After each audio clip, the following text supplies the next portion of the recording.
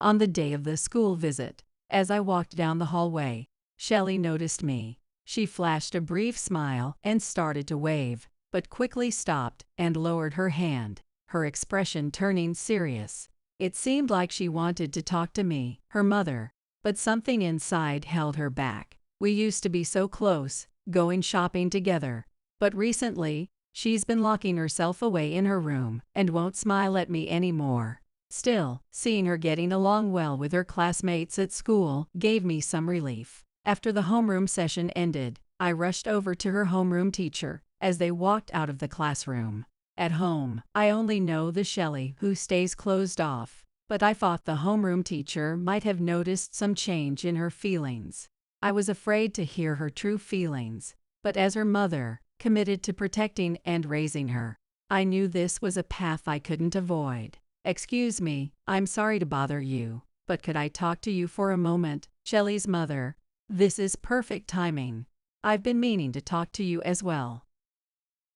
The teacher glanced around, seemingly wary of others watching, then said, "Could you come with me for a moment?" She led me to the home economics room in a different building. "There's a reason I brought you here. The truth is about Shelley." As she pulled a knife from the shelf, the truth the teacher revealed about Shelley was far beyond anything I had imagined. "My name is Jada. I'm a 45-year-old nurse. I live with my husband Leo, who works at the local city office, and our daughter Shelley. On weekends, I love going grocery shopping with Shelley. It's the little things like that which make me happiest. We often chat about our favorite idols, or joke about comedians we like, and the familiar store clerks sometimes say, 'You two are always such a close pair.' Whenever they do, Shelley would beam and say, 'That's because Jade is the best.' And I'd reply, 'Shelley's my pride and joy too.' We're known in the neighborhood as the perfect mother-daughter pair, and I always hoped our relationship would continue this way.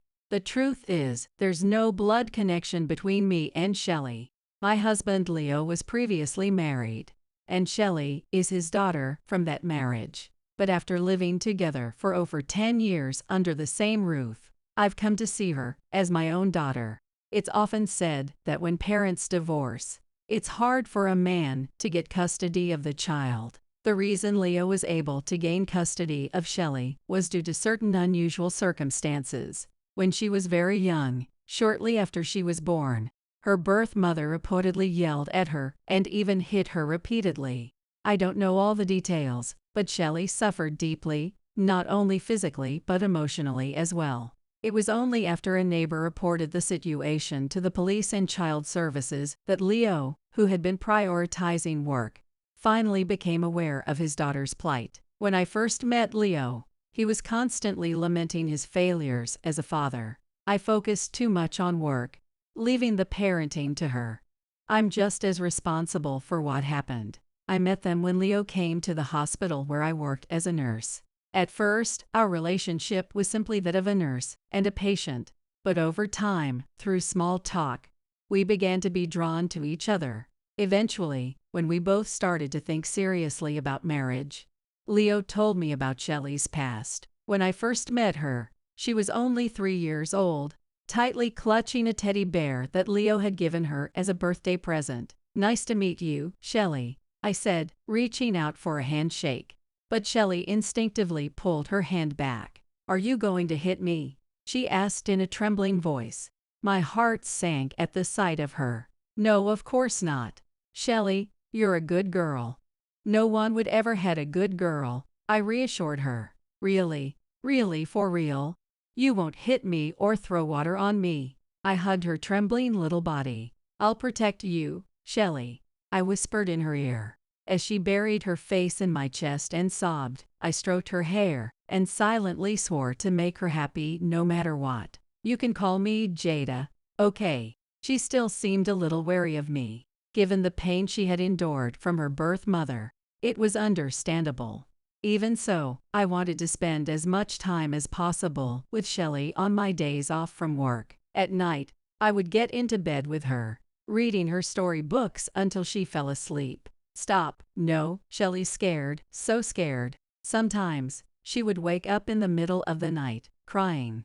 perhaps reliving those traumatic experiences in her dreams. Despite being exhausted from work, I stayed by Shelley's side, helping her through those nights. I can't say for sure if my efforts made a difference, but gradually, Shelley started to open up to me. And eventually, she began speaking to me on her own. "Hey, Jada. Today, a friend from my class." By the time she entered elementary school, it seemed she had overcome some of the pain from her past, and she became a cheerful, carefree child with a constant smile. As a nurse, my schedule is inevitably irregular, but even when I wasn't home, or when I returned late, Shelley would take the initiative to cook dinner or help with the household chores. "And you know, Jada, you're off work next Sunday, right? I want to invite my friends and go to the amusement park." Shelley and I were so close that Leo started to feel a bit jealous. "Hey, Shelley, could you talk to Leo sometimes, too?" he asked, looking genuinely lonely, which made me laugh. Whenever Leo came near, Shelley would often stop talking abruptly. It might have been because she had reached that awkward age when girls have trouble accepting their fathers. "Don't worry about it. I'll listen to Shelley's stories for both of us," I teased back. I felt bad for Leo, but I was so happy that Shelley trusted me so deeply. However, about a month after Shelley started junior high school, she suddenly changed, as if she had lost all her energy.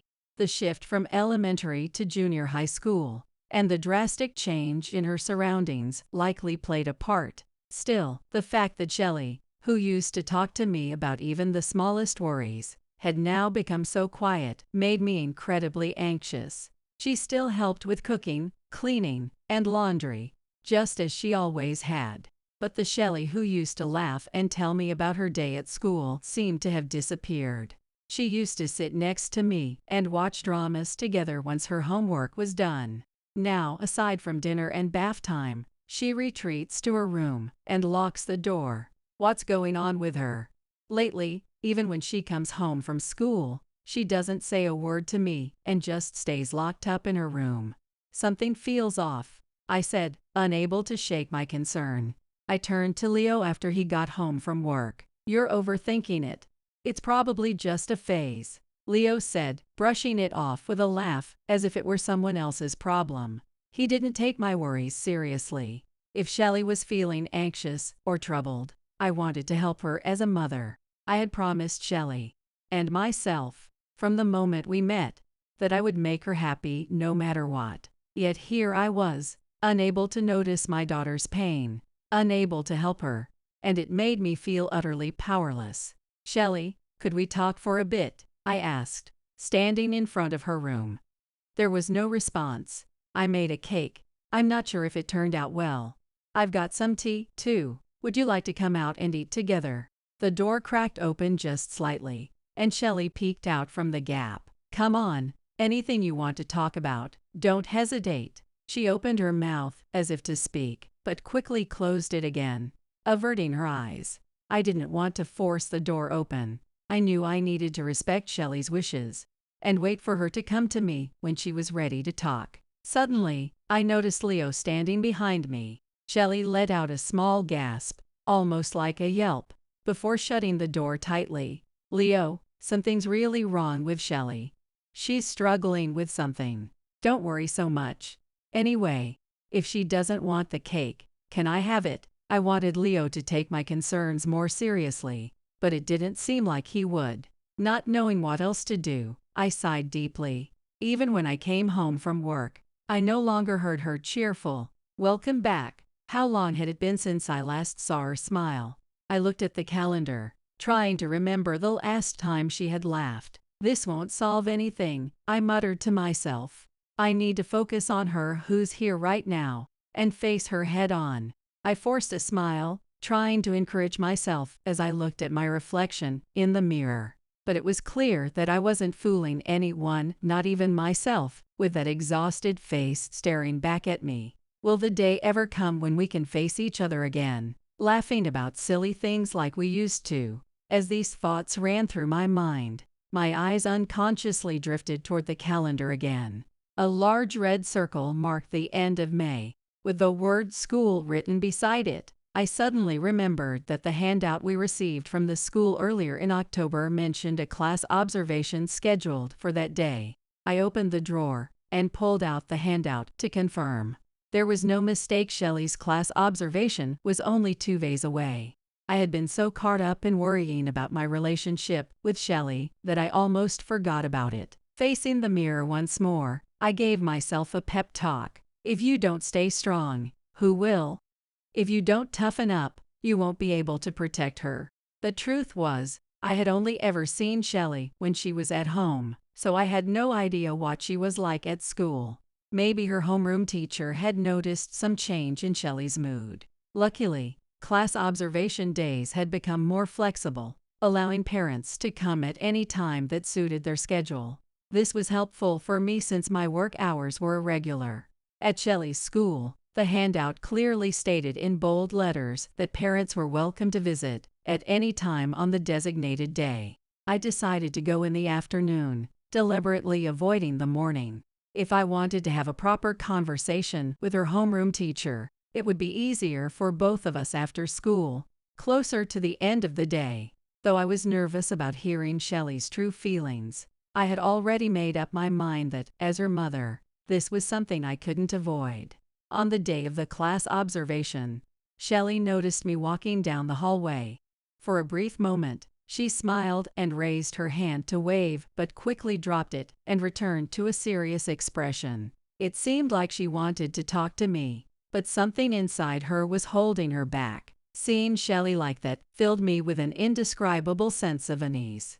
But once class began, she responded cheerfully when the homeroom teacher called on her, and she read her essay aloud with enthusiasm. She seemed to be getting along well with her classmates, even chatting so much at times that the teacher had to tell her to quiet down. Seeing that Shelley was doing fine at school, I felt a little more at ease. Even after the class ended, I stayed at the school, waiting for homeroom to finish. When the homeroom session was over and I saw her homeroom teacher come out of the classroom, I quickly approached. "Excuse me, I'm sorry to bother you, but could we have a quick word?" Before I could finish, the teacher walked briskly over to me, saying, "Shelley's mother, I'm glad you're here. I've been meaning to talk to you, too."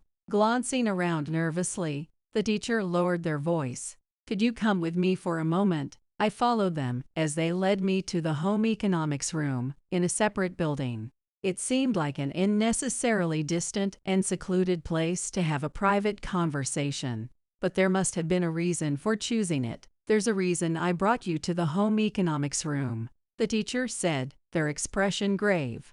Whatever they were about to tell me, it wasn't going to be good news.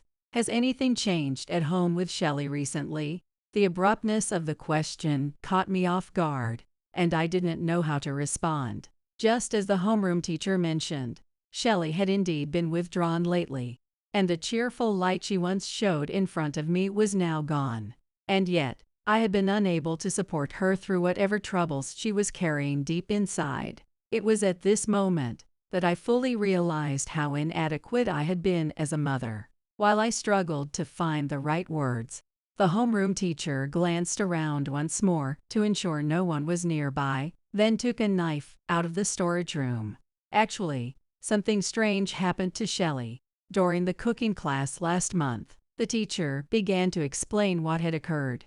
Around the end of September, during a home economics class, the students were tasked with cooking. Since the homeroom teacher also served as the home economics teacher, they had pre-selected the ingredients, but allowed the students to cook whatever they wanted. At first, everyone began cooking happily, but a little while later, a commotion erupted from one of the groups. "What happened? Are you okay?" Concerned voices from Shelley's classmates could be heard. When the teacher approached, they found Shelley crouched down in the middle of the group, holding her head in her hands. Shelley, who had always been at the center of the class, making everyone laugh and bringing a cheerful energy, was now unrecognizable. The teacher was at a loss for words. Upon asking the other students what had happened, they explained that Shelley had been enjoying herself at first, preparing the ingredients with a smile. But when one of the students picked up a knife, she suddenly started trembling. Has Shelley had any experiences that might make her afraid of knives? The homeroom teacher asked carefully, choosing their words with caution. Hearing this, one thing immediately came to my mind. Before I met her, Shelley had been subjected to cruel treatment by her biological mother, Leo's ex-wife. Or so Leo had told me. There were times when the ex-wife even pointed the tip of a knife at her, hurling heartless words at her. But since I met Shelley, she had never once seemed scared of knives. In fact, she had even helped cook meals for us when I was too busy with work. And she had definitely used knives on occasion. She did have a difficult relationship with her biological mother. But for the past several years, there's been no sign of fear or anything like that, I explained, recounting Shelley's life with us after Leo and I got married. I couldn't understand why, after all this time, Shelley had suddenly developed a fear of knives. I know it's not really my place to delve into someone's private family matters, the homeroom teacher said, becoming even more cautious with her words and looking around nervously once more. I don't mind. Please, say whatever you need to, I responded. At this point, Shelley's emotional well-being was more important than any concerns about privacy. I think you may need to be cautious when it comes to her father, the homeroom teacher said, with a serious look in their eyes. What do you mean? Be cautious about Leo. Suddenly, bringing up Leo in this conversation completely threw me off. What on earth could have happened between Shelley and Leo? I tried asking Shelley what was wrong, the teacher continued. That's when, trembling, she started saying, "Dad, I'm sorry," over and over. She was crying, and it was like she was apologizing to her father, as if she was afraid of being scolded. The homeroom teacher's eyes welled up with tears as they recalled the scene. To think that she said something like that. I was speechless after hearing the truth from the homeroom teacher. As I walked out of the school gate, I suddenly heard a voice behind me. Jada, wait. It was Shelley running after me. Shelley, I thought you had already gone home. I saw you heading to the home economics room with the homeroom teacher. I couldn't think of what to say, and an awkward silence fell between us. Are you enjoying school? Unable to bear the silence any longer, I asked something safe. Yes, it's fun. Everyone's really kind, Shelley replied. From the sound of her voice, it didn't seem like she was trying to avoid talking to me. Shall we walk home together, like we used to? With her usual bright smile. Yay, Shelley nodded. On the way, we stopped by our usual grocery store to buy ingredients for dinner. Could you help me with dinner tonight? Sure, but in return, let's make steak my favorite. As we divided the grocery bags between us and chatted about mundane things, I felt a deep sense of happiness just being able to have these simple conversations with Shelley. Hey, Shelley.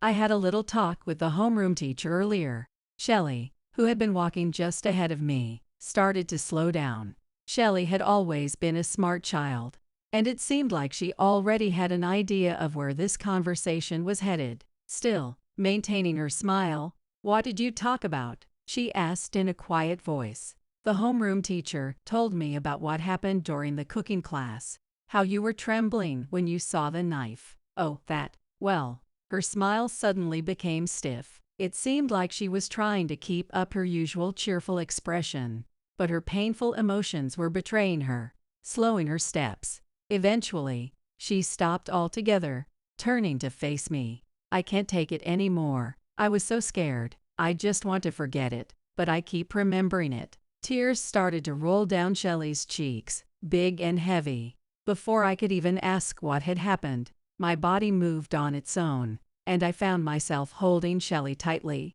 It's okay now, Shelley.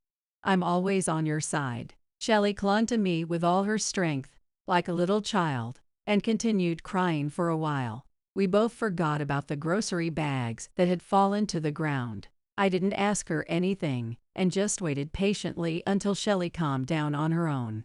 After about 5 minutes, Shelley finally spoke in a heavy voice, still catching her breath. You know, Jada, my dad told me I should never talk about this, but she had regained a bit of composure as she began to reveal what had been weighing on her. It was back in May, after her elementary school graduation ceremony. That day, Shelley was supposed to spend the night at a friend's house for a graduation party, but she realized she had forgotten her stuffed bear, the one she always sleeps with, so she returned home to get it. At the time, I was at work, so the only person in the house should have been Leo. When Shelley got home, it was already dark outside, but strangely, no lights were on. She opened the door and noticed a pair of heels she'd never seen before. At the same time, the strong scent of perfume filled the air, and she could hear soft voices coming from my and Leo's bedroom. Although the rest of the house was dark, light was seeping through from under the bedroom door. Confused about what was happening, Shelley called out to Leo, assuming he'd already be home. At first, she thought Leo was just watching TV alone in the bedroom. When Leo heard Shelley's voice, he panicked and shouted, "Don't come in." But by then, it was too late. Shelley had already walked into the bedroom and saw something she wasn't supposed to. Leo was embracing a young woman and kissing her. Both Leo and the woman hurried to separate themselves. But even as a child, Shelley understood exactly what was going on. Shocked, Shelley forgot all about the stuffed bear and ran toward the door, wanting to escape. But just as she reached the entrance, Leo yelled behind her, "Wait, don't run." The moment she heard his voice, her body froze in place, unable to move. Dad's voice sounded just like Mom's back then. Leo grabbed a kitchen knife and approached Shelley, who was still rooted to the spot at the entrance. "If you tell Jada, you know what'll happen, don't you? I'll send you back to that woman." He pointed the knife at her as he spoke. The woman Leo referred to was Shelley's biological mother, the one who had tormented her in the past. "I felt so sorry for you, Jada. I couldn't forgive Leo for betraying you, but I was too scared to say anything. I'm sorry." As Shelley recalled the terrifying memory, her body tensed up again with fear.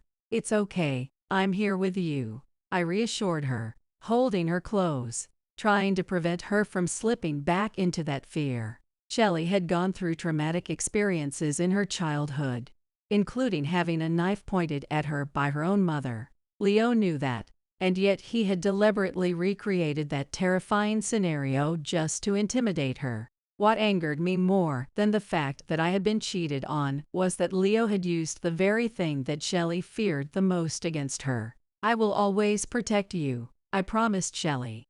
As Shelley sobbed against my chest, I whispered into her ear over and over, "It's okay. I'll protect you no matter what." I was determined to gather all the evidence I needed to expose Leo's misdeeds.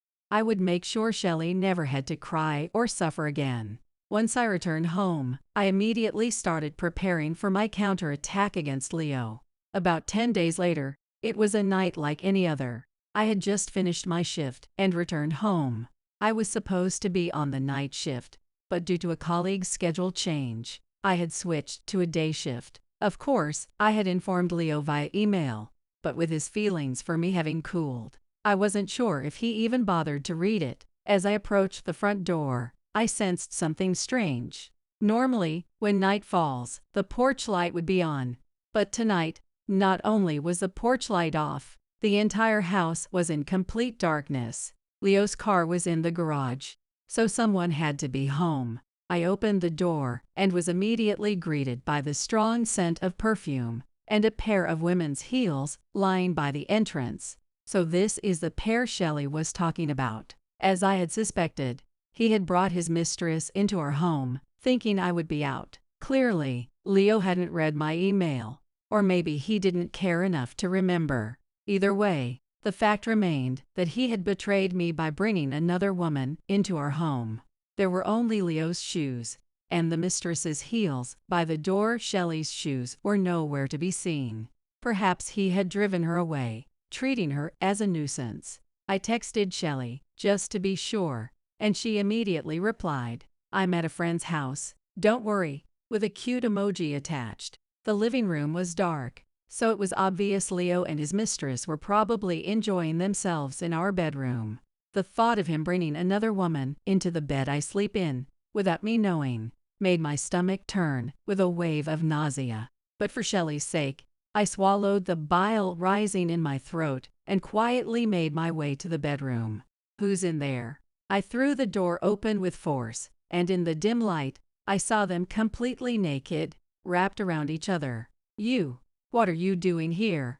You're supposed to be at work, the mistress shrieked, pulling the sheets over her body, while Leo glared at me with fury. I'm on day shift today.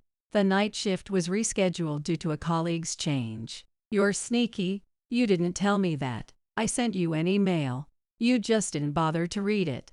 And as for sneaky, you're the one who brought your mistress into our bedroom while I was away.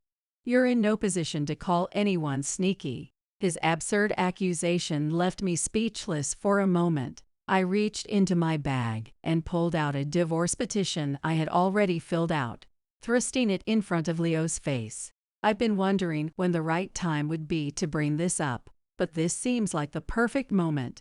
I want a divorce. Divorce? That's a bit extreme, isn't it? This isn't just about your affair. What's truly unforgivable is how you treated Shelley, your own daughter. That's a misunderstanding. I don't know what Shelley told you, but I was just being strict with her because I love her. It's not something you should be so angry about. I decided to play my trump card in this divorce. I haven't told you, but I've installed security cameras all over the house. What? That's an invasion of privacy. Even between a husband and wife. There are things that are allowed and things that aren't. This is my house too. What's the problem with installing cameras for security purposes in my own home? I shot back. He couldn't come up with a counter-argument and pursed his lips in silence. Also, I'm taking full custody of Shelley. There's no way I'm leaving her with someone like you. Don't be ridiculous. She's my daughter. You're not even blood related. There's no way that would be legally accepted. In that case, we'll settle this in court. And by the way, the cameras are excellent crystal clear footage and sound, too. It's been really helpful. He still seemed disgruntled, but without a valid argument. He hung his head in defeat. Eventually, my divorce from Leo was finalized, and I was granted full custody of Shelley. Leo fought hard to keep custody of her, but the security camera footage didn't just show his affair, it also recorded him repeatedly threatening Shelley. Even after I installed the cameras, Leo had continued to torment her regularly, like a monster. With Shelley's testimony aligning perfectly with the footage, Leo's feeble excuses were completely dismissed. Why was Leo so desperate to keep Shelley? I couldn't understand his feelings. Without me or Shelley around, he could have just been with his mistress in peace. And to my surprise, his mistress turned out to be a civil servant, working at the same city hall as Leo. Word of this incident quickly spread locally, and no doubt it reached their workplace as well. It was likely that both of them would lose their jobs. I was able to claim compensation from both Leo and his mistress in the divorce trial, and because of his repeated threats against her, the police became involved. After officially adopting Shelley, we moved into a new home. It wasn't as spacious as the old house, but it was more than enough for the two of us to live comfortably. And it was only a few minutes' walk from my parents' house. As a nurse with an irregular work schedule, having my parents nearby was a huge help. They had known Shelley since she was little and loved her like their own granddaughter. Right after my divorce from Leo, Shelley, worried about being a burden to me, awkwardly smiled and said, "I can live in a facility if it makes things easier." "Don't force a smile like that, it ruins your cute face," I said, pulling her into a tight hug. Children shouldn't worry about their parents. Remember what I promised? I'll protect you. But won't I make you unhappy, Jada? My happiness is mine to decide. If you're happy, that's all I need to be happy. You may not understand that just yet, but someday you will. I playfully tapped her nose with my finger, causing Shelley to pout. "Hey, stop treating me like a kid." Finally, she showed me the innocent, carefree smile I had been longing to see. "That's the smile I've been waiting for," I said. Shelley's genuine, unclouded smile. "From now on, let's be happy together, just the two of us. I don't ever want to be apart from you again. I won't let go." Saying that, Shelley hugged me tightly. On days when I don't have a night shift, Shelley and I make dinner together. Watching her smile brightly as she chops vegetables, I find myself stopping and thinking, I want to make this child happy.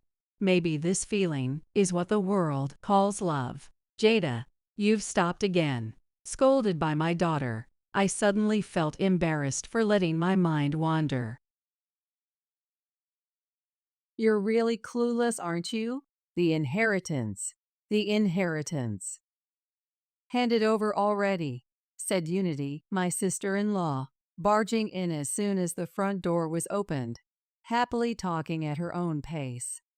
Despite not being close, her sudden demand left me baffled. If it weren't for Blake, I wouldn't even want to come near such a gloomy place. Indeed, to Unity, adorned in flashy clothes and accessories, the home of her contrasting brother Blake and his daughter-in-law, me, must have seemed dreary. However, I thought Unity, who talked about the inheritance at the doorway without even looking at her late brother's portrait, was much more spiteful. This attitude of Unity's wasn't new. She boasted about her confidence in her appearance and often treated the gentle-natured Blake harshly. I had heard from him that once he began to advance in his career and earn a significant income, Unity changed her attitude and started cozying up to him. I was truly appalled by Unity's lack of compassion, barely visiting when Blake was repeatedly in and out of the hospital, and not crying at all during the funeral. I had decided to have nothing more to do with her, but greedy Unity wouldn't have it. We don't have all day. Hurry up. Bianca must be busy too, right? Unity, with eyes gleaming with anticipation, was convinced she was entitled to the inheritance. However, I possessed something that would utterly change that expression. It was the last words from my late husband. Read this, and you'll understand everything. I am Bianca, a widow in her mid-60s, living a modest life. I lost my beloved husband about a month ago, his long-standing illness having worsened. We met and married in our 40s, so we had no children. The loss felt overwhelming, having supported each other for 20 years.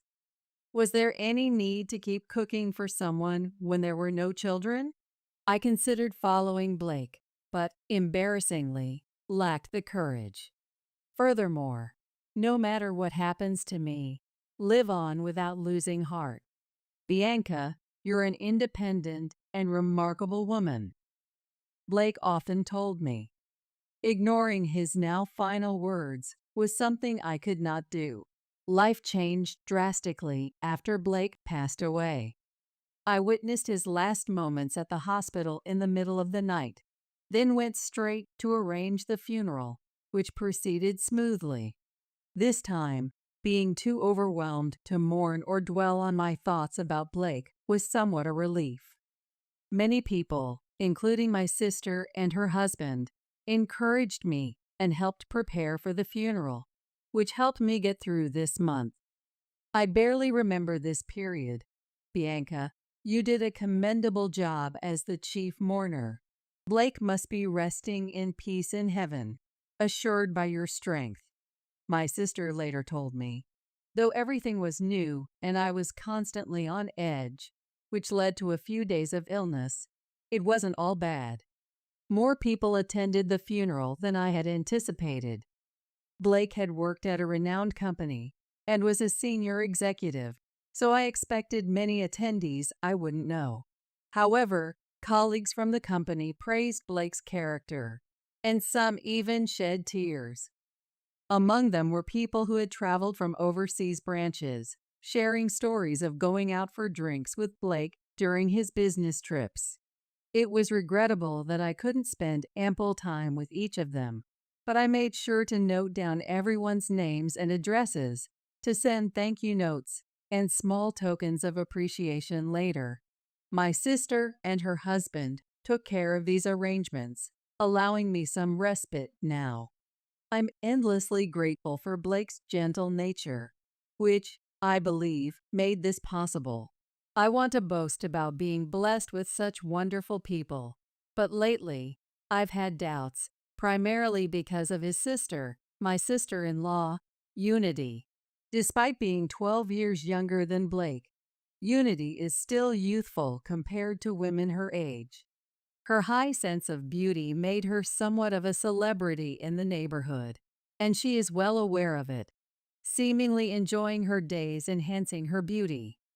I have no issue with that, though she's turning 58, and the appropriateness of wearing miniskirts is debatable. It's not for others to judge, so it doesn't bother me. The problem lies in her constantly making snide remarks towards me. I'm not as pretty as her, nor do I share her enthusiasm for yoga and spas. Bianca, you always look so dowdy. Aren't you embarrassed? Blake was wealthy. Why didn't he marry someone more beautiful? She'd say, evaluating what I wore as if appraising my worth whenever we met. What's with using an unknown brand bag at your age? And those shoes. How long have you been wearing them? You were wearing those the last time we met, right?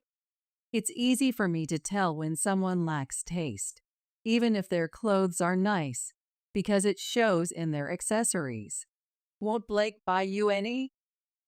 He doesn't desire material things, so if you asked, he would buy them for you, wouldn't he? I have enough bags and shoes, though not as many as her. Being called sloppy is one thing, but I've never been one to hoard items.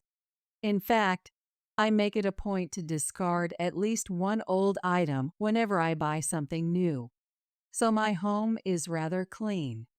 Whenever Blake asked me if I wanted anything for our anniversary or my birthday, I would plan a trip without hesitation. I've always believed that memories are invaluable and cannot be bought. Now that he is gone, I'm glad I made those choices. Unity would mock me indirectly with her remarks. Blake wasn't much to look at, so in that sense, you're well suited. But you must have married him for his money, right? No matter the insult, she always concludes with this. This is the issue I have with Unity's behavior. She spreads rumors among relatives that I married Blake for his money. Apparently, there were plenty of women who approached him with that intention. He wasn't one for gambling or nightlife. His hobby was mostly fishing. So I remember being surprised by the amount of his savings when we got married. However, I never intended to splurge his wealth. At that time, I had been working for 20 years at the same company and had my own savings, though not as much as him. Sharing similar values about not spending excessively was one reason we got married, not because I was after Blake's money, as Unity claims. I've tried explaining this to her and asking her to correct this misunderstanding with our relatives, but she never listens. It seems she's decided we're incompatible and constantly finds fault with me. Seh has always been fiercely competitive, and Blake, during his lifetime, tried to avoid her as much as possible. This might be why she barely helped with Blake's funeral arrangements. Indeed, I was the chief mourner, but whenever Blake fell ill or was hospitalized, she would never offer words of concern, no matter how often I contacted her. On the contrary, there was a time when she got angry and said, "Don't contact me about every little thing." After that, I internally decided not to inform Blake about anything that happened. However, thinking that letting Blake know could affect his condition, I would lie gently in front of him, saying, "Unity was worried about you." In the end, she never showed herself to Blake before he passed away, so even at the wake, she maintained an attitude as if she was there out of obligation, almost as though it was someone else's problem. Yet, ever since she heard Blake was ill, she hardly had an appetite and cried so much she couldn't cry anymore. Maybe that's why she looks so down now. She said she couldn't visit the hospital because she didn't want to see Blake in a weakened state, the relatives whispered. Hearing this, I was overwhelmed with an indescribable frustration, and compounded by the shock of losing Blake, tears began to blur my vision. Unity, spoken of as a tragic heroine, had skin too radiant for someone who supposedly lost their appetite, and naturally, there were no tear stains or signs of swollen eyes. Despite telling me not to contact her, she seemed humble in front of the relatives. If my sister hadn't been there to sense my feelings and tactfully lead me away, I might have lost my composure and shouted something at the relatives. Knowing Unity could not even show respect for the deceased, I resolved to have nothing to do with her going forward. After the funeral, I gradually sorted through Blake's belongings, balancing work and household duties, and at the same time started to regain my composure. At first, each item of Blake's that disappeared felt like erasing a memory, but I reminded myself that the memories with Blake were held most dearly in my heart. I cherished the time spent with those who attended the funeral, slowly reclaiming my tranquil life. Then, predictably, it was Unity who disrupted these peaceful days. She rang the doorbell and knocked repeatedly. "Bianca, you're there, aren't you? Your sister has come all this way, so open up," she called out, though I never considered her my sister. Unity raised her voice as if to perform for the neighbors. With laundry hanging outside, playing dead wasn't an option. "What were you doing?" "I was about to get sunburnt waiting," she said the moment I unlocked the door, barging in without hesitation, thrusting a bag from a well-known foreign brand into my hands and beginning to remove her shoes. "What's this all about?" I managed to ask, to which she dramatically sighed. "I've been so busy and couldn't visit, thinking you might be feeling down all by yourself.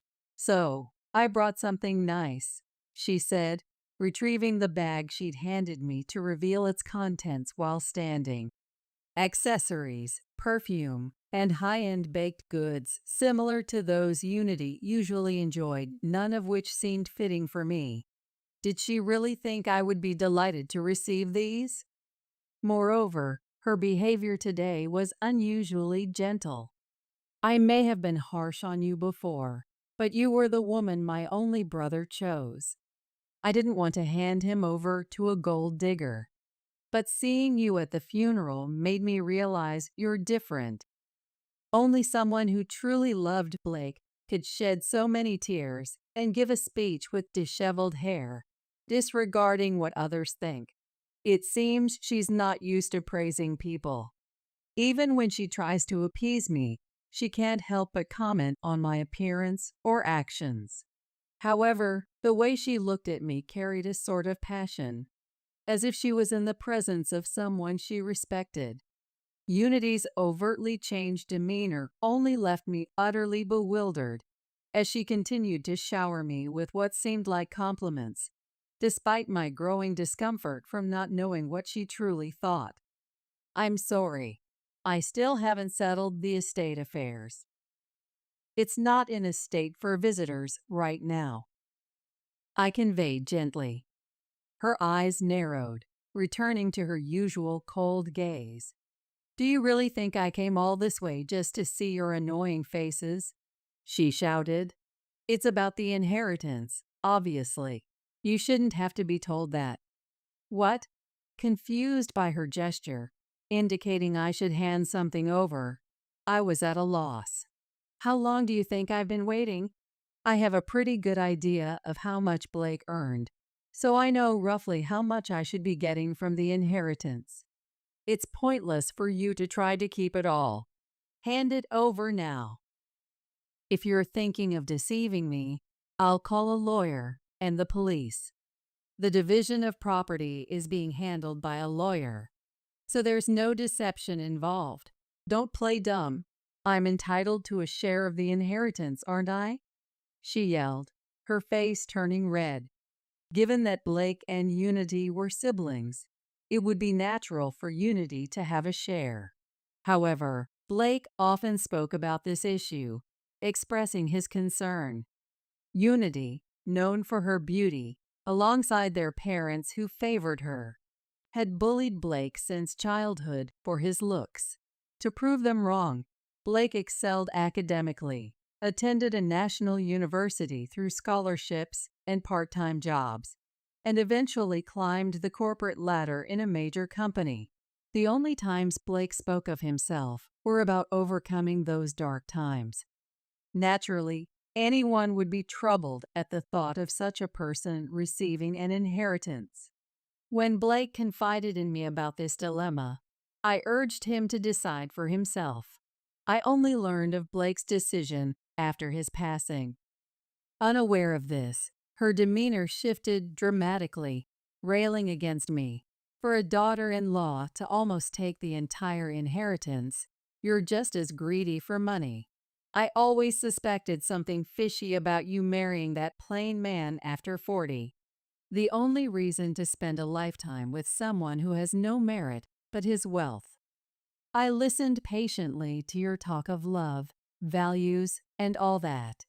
Just give me half of your share right now, and I'll disappear. It appears the sweet words and gifts were just a ploy to wrest his inheritance from me. Having been a target of her animosity for so long, I had anticipated there might be ulterior motives behind her sudden change of behavior. Witnessing her brazenly shout in the entryway, I realized just how lacking her sense of morality was. I wondered what Blake, peacefully listening from heaven, would think of all this. I told Unity to wait there for a moment, intending to show her a particular document. Upon hearing this, Unity's eyes sparkled instantly. You really understand me. Let's go eat some delicious French cuisine with that money next time. And she blurted out something nonsensical. Not wanting to be swept up in Unity's pace, I retrieved the document from the back room without agreeing to her plans and handed it to her. Please, this is from Blake. You can have it, I said as I gave her the document, Blake's last letter, essentially his will. Unity, sensing what it was, quickly opened it. Her eyebrows, meticulously shaped, moved up and down, clearly agitated by the letter's contents. What does this mean? I don't understand this. Her ignorance stemmed from her own choice not to see Blake. The words almost reached my lips, but seeing Unity collapse weakly into a seat, I doubted they would reach her now. The will stated that Blake bequeathed all his possessions to me as a final gesture of appreciation for a life shared in mutual support and love, leaving a passionately written message too private to read aloud. Reading this, I felt a renewed warmth for Blake, who thought of me even while battling his illness, making it clear Unity would receive not a cent. Despite the clear answer, Unity, unable or unwilling to accept reality. What does this mean? She murmured. Her face paled, and no response came from her as I half forced her out and quickly locked the door. Through the door's glass, I faintly saw Unity's shadow sway and stagger away. Feeling relieved that she wouldn't bother me again after reading the will was short-lived, the next afternoon, Unity called.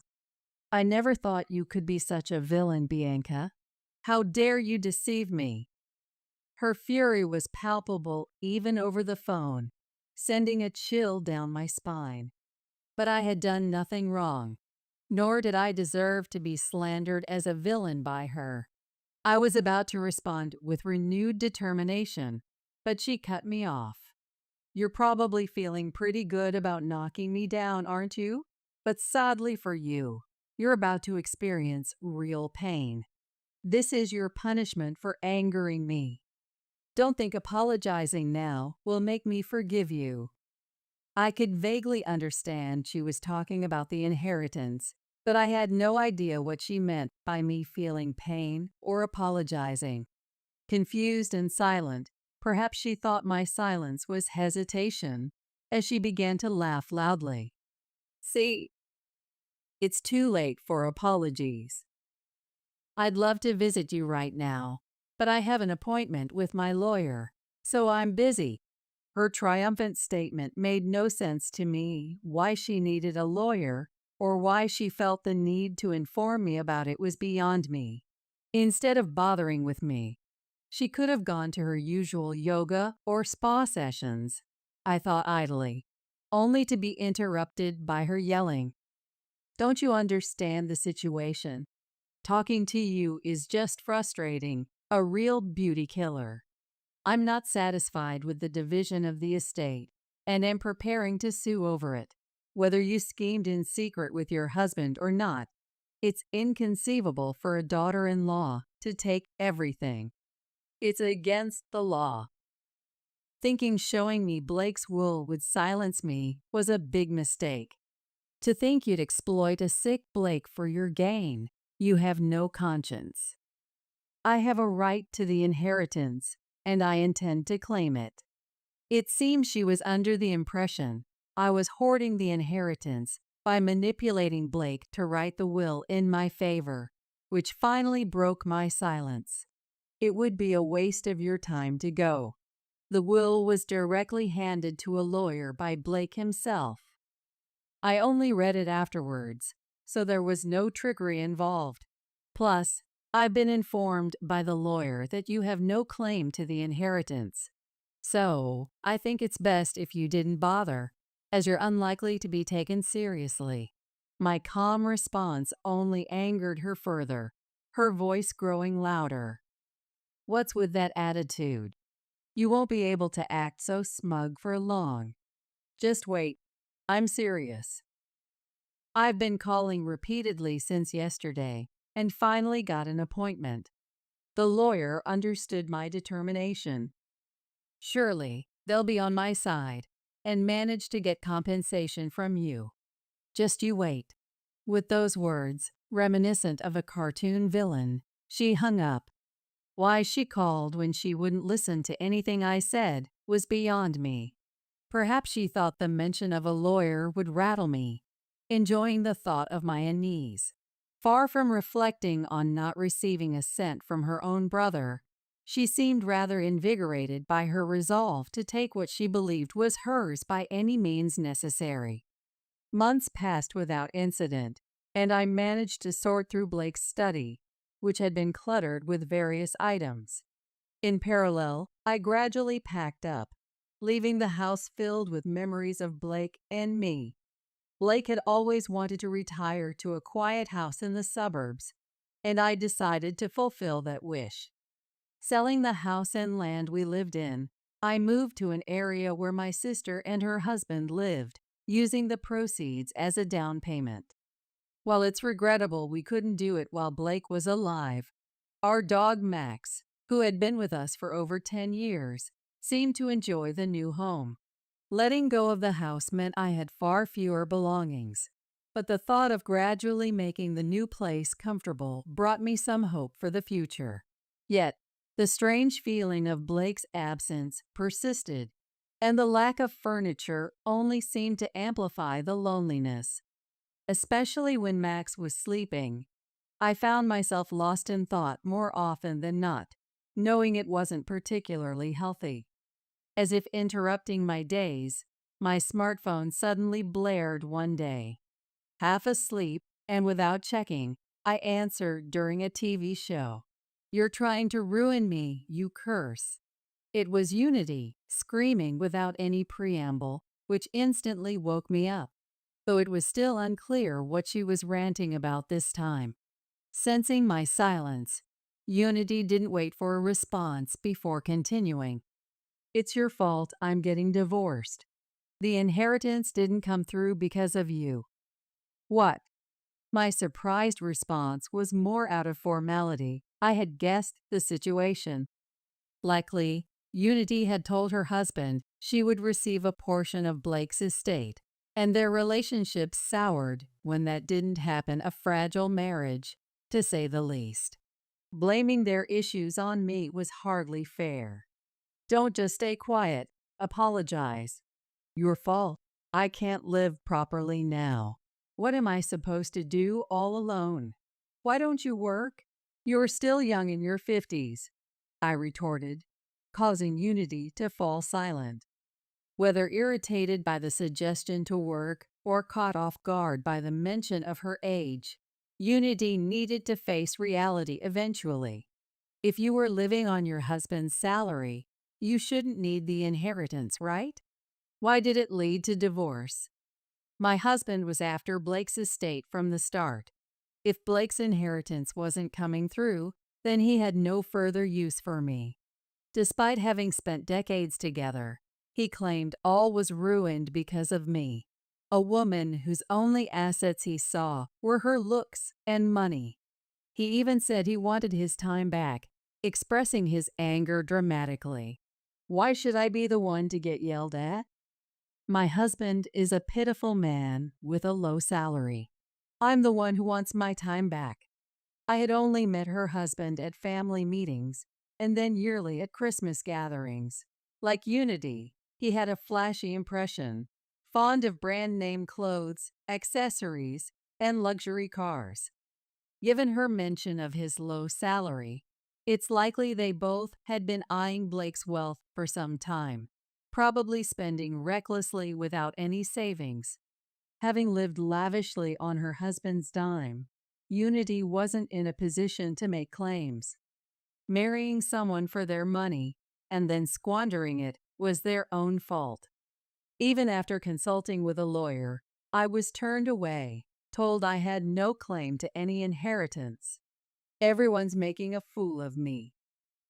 But you're the one I can't forgive. If it weren't for you, none of this would have happened. Despite my warnings, she went to the lawyer, only to face the embarrassment I predicted. Bianca, you must have brainwashed my husband, right?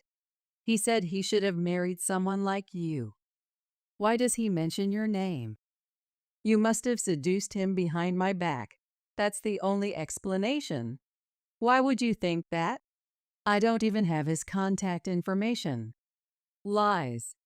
He's never praised a dowdy middle-aged woman before. You must have seduced him and had an affair. Confess, and if you give me the inheritance, I might forgive you. This is nonsensical. Frustrated by her baseless accusations, I ended the call. The house was already being demolished, and the land was sold, so she couldn't come after me there. I hadn't given her my new address, making future encounters nearly impossible. Just to be sure, I blocked her number, determined to live peacefully. Half a year passed, and Max adapted well to our new life. My sister and I went out to eat once or twice a month, enjoying our days. My recent health checkup showed no issues, and the local shops provided convenience, leaving little to worry about except for that phone call a few months back. Unity, having divorced and depleted her savings, apparently sought welfare support at the social welfare office. During her visit, she was told that if she had relatives who could support her, she would not be eligible for assistance. The relatives who once praised Unity all refused to help with her living expenses, likely aware of her history of lavish spending. This led to her being isolated from her relatives. A caseworker then contacted me, but of course, I had no intention of helping.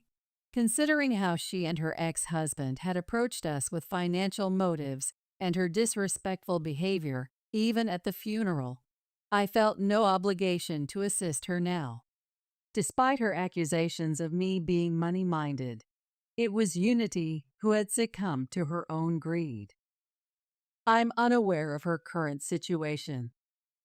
Rumors suggest she quickly lost a job she had found due to conflicts, or that her neighbors noticed her ex-husband's absence, deducing their divorce and her subsequent move. No one seems to know where or how Unity is living now, and I've lost interest over time. Regaining my peace of mind, I cherished my time with Max more than ever. Max, who was always gentle like Blake, became even quieter with age, which worried me. My sister, a longtime dog lover who adored Max, surprisingly acquired a puppy one day. Excited, I visited my sister's family, greeted by a small Shiba Inu. Max, immediately taken by the puppy, watched it play joyously. I hoped the puppy would become a good friend for Max, smiling at the heartwarming scene. It was my husband William's birthday party, and we were spending the day together with our son's family. Our grandson Adam brought out a rolled-up sheet of drawing paper as a present. "Happy birthday, Grandpa!" William received it, saying, "Thank you." He absolutely adores Adam. The drawings he receives from Adam are always framed and displayed throughout our house. On this special birthday, a present from Adam would be particularly meaningful for William. I was excited to see how overjoyed he would look. With a loving smile, William slowly and carefully unrolled the drawing. However, the moment he saw the contents of the gift, he crumpled it up. Then, he threw it aside. "Hey, what are you doing?" I hurriedly picked it up and smoothed out the crumpled drawing. Upon closer inspection, it appeared to be a portrait of him. "What do you think you're doing, William?" Adam must have put so much effort into drawing it, and I couldn't believe William would treat it like this. I lashed out in anger. He should have known that Adam drew it thinking of him, so why would he do such a thing? However, William remained silent, staring intently at me. "Can't you see?" As he said that, he grabbed the hem of Adam's shirt and lifted it up on the spot. "My name is Natalie. I'm a 55-year-old housewife. I met my husband, William, through a friend's introduction and retied the knot after about 2 years of dating. We've been walking together for nearly 30 years since then. William has a serious personality, but at the same time, he has a childlike side.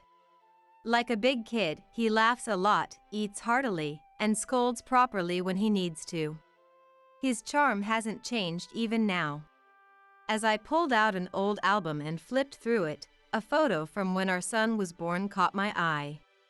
Gazing at the picture of our newborn son, I recalled William's words from that day. "Let's name him Stephen."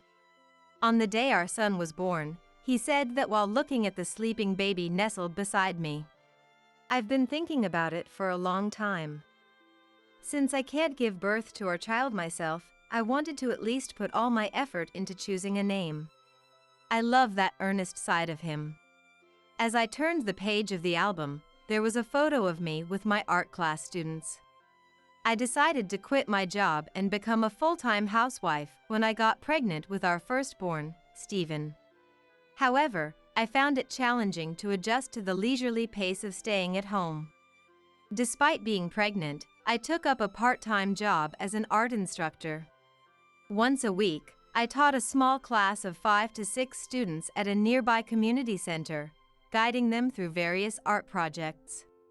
I had always enjoyed painting as a hobby, dedicating my free time on weekends to creating art. After giving birth, I transformed a spare room in our house into a private art studio. This room became a special space, filled with art supplies and mannequins for still life drawings. "Remember when Stephen was just a baby and he got so startled by the drawing mannequin that he burst into tears?" I reminisced with a smile, looking back on my son's childhood memories.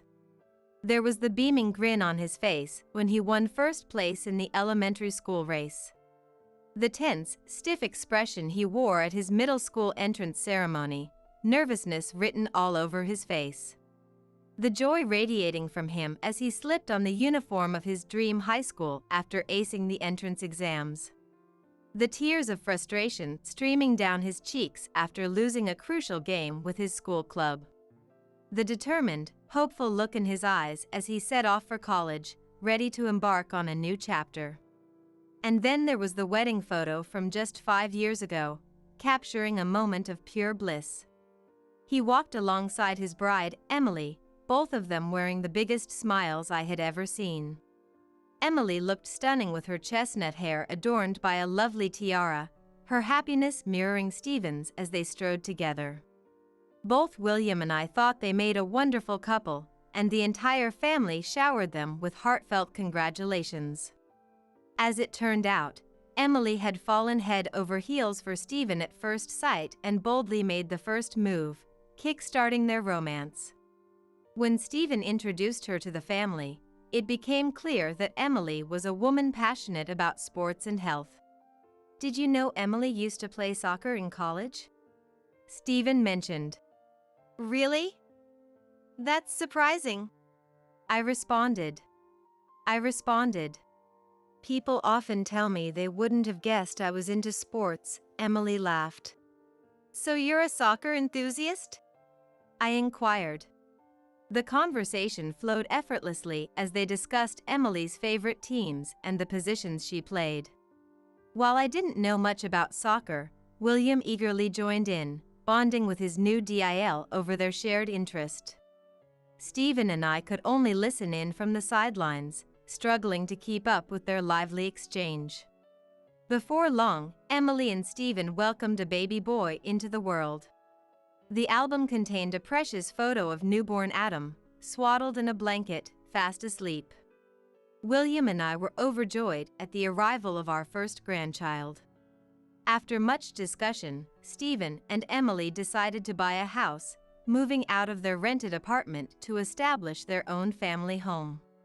The first time William and I got to meet Adam in person was when we visited Stephen and Emily's newly built home. Until then, we had only seen our grandson's face through video calls, but being in his presence made his cuteness even more extraordinary. William was completely enamored with his grandson, playing with him with an enthusiasm I had never seen before. He must have been overjoyed. "You're so adorable, Adam. It's Grandpa." William made funny faces and stuck out his tongue, eliciting gleeful laughter from Adam. "I didn't know William was so good with kids." I didn't miss the slightly wary look Emily gave him. Once Adam started attending preschool, Emily returned to work. Stephen and Emily's house was about an hour's drive from our place. On days when preschool was closed, the working couple would drop Adam off with us. "I'm really sorry for always imposing on you like this," Emily said apologetically, looking impeccable in her tailored suit and flawless business makeup. "Don't worry about it. William is more than happy to take care of Adam." "Adam, welcome. What do you want to play today?" "Come on out, Adam. Grandpa's here to play with you. Don't hide behind your mom." At first, Adam was shy and clung to Emily, hiding behind her. But as he played with William, perhaps drawn to his playful spirit, he gradually opened up. He explored every corner of the house, curiosity leading him from room to room. Taking advantage of a moment when William's attention was elsewhere, Adam wandered into my art studio. It happened to be a day when my students were coming, and they were just starting to gather. "Oh, Adam, what brings you here?" "Weird face," Adam said, pointing at me. I was taken aback for a second before realizing he was actually pointing at the mannequin I used for sketching. "Ah, you mean this." Surrounded by the arriving students, Adam's shyness returned, and he hurried out of the room. "Your grandson is so cute, Natalie." My students teased good-naturedly as they settled in to paint still life that day. As I was cleaning up after the lesson, he appeared again. He peeked out shyly from behind the door, watching me intently. "What's the matter?" I asked, and Adam replied bashfully. I wanted to see that weird face again. He seemed to be referring to the sketching mannequin from earlier. I took the mannequin down from the shelf and brought it to Adam's eye level. He touched it with curiosity and let out a wow in amazement. Then, he pulled out a sketchbook and a pen he had brought with him and started drawing something with intense focus. It vaguely resembled the sketching mannequin. Could it be? Adam, do you like drawing? Yeah. I love it. Adam mumbled, completely absorbed in his artwork. From then on, whenever he came over, he spent most of his time in the art studio. Of course, William felt a little lonely. He loved playing with Adam, but he wasn't particularly interested in drawing. It's wonderful to have something you're passionate about. Who knows, maybe you'll become a famous artist in the future, William said as he framed his drawings and put them on display. Adam kept sketching the mannequin until he got bored of it. None of my students showed as much dedication to their art as he did. Adam, how about using this color here? I suggested, and he eagerly filled in the area with the crayon. When a vivid depiction of the mannequin emerged, even Adam himself was surprised, his eyes shining with excitement. We were having a great time, but Emily was not happy about the situation. Adam, did you get your hands dirty with crayons again? It's even on your clothes. Emily would inevitably yell when she came to pick him up. Don't get so angry. It's washable crayons, so it'll come right off. How does this happen under your supervision? Please keep a better eye on him. Emily's anger stemmed from more than just the mess. As a soccer enthusiast, she wanted him to play soccer too. That's why she didn't like me teaching him how to draw. He's always drawing at home too. It's because you keep teaching him, Natalie. Emily, that's not true. This is his individuality. No, it's your fault, Natalie. That's why he's not doing well in soccer practice. Fuming, she took Adam's hand and left. She had been sending him to soccer club twice a week. Recently, he apparently didn't perform as well as expected in a shooting practice test. Emily seemed to be under the misapprehension that his sluggish performance in soccer was my fault. Everyone has their own unique talents and strengths. Emily had a knack for soccer, while Adam had a gift for drawing. Those individual qualities should be respected, but it appeared that his talents weren't being acknowledged. It's a tough situation. Don't worry, she will come around and understand eventually. William reassured, but Emily's insistence on pushing Adam into soccer only escalated. One rainy day when Adam came over, he looked tired and sleepy. Usually, he was full of energy, so I asked him what was wrong. I'm tired from the strength training. Strength training? Apparently, on top of soccer club practice, Emily had instructed him to do extra training at home. Even when I say I don't want to, she won't let me stop. So you're only doing it because you have to. No wonder your performance isn't improving. Adam nodded weakly. I decided to inform Stephen about this. He was surprised and said, "What?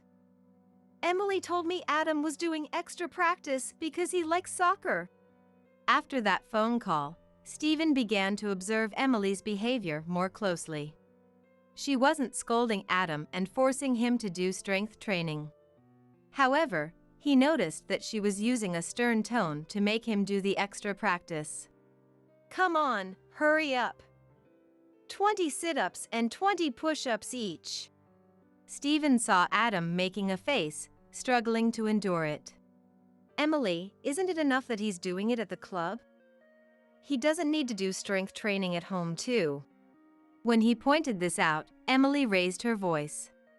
Consistency is key for this kind of thing. But he looks like he's really suffering. Of course, strength training isn't easy. You're an amateur, so don't interfere. Faced with her stubborn anger, Stephen was at a loss. He tried to bring it up again later, but this time she completely ignored him. As this pattern continued, Stephen finally came to me for help. I don't think it'll make a difference if I say something, but... Despite my doubts, I told Emily to stop forcing Adam to do strength training. Natalie, stay out of this, please. Emily snapped, and from then on, she stubbornly ignored anything I said.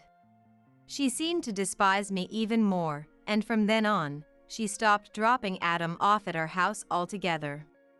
On days when Stephen and Emily were at work and preschool was closed, he was apparently left alone at home. Leaving a 5-year-old child unsupervised was considered dangerous. Stephen shared this concern and had tried to reason with Emily. Hey, Emily. Don't you think it's better to have someone watch him on days like this? You mean leave him with Natalie? You've got to be kidding me. She stubbornly refused to agree. However, Stephen must have been worried sick.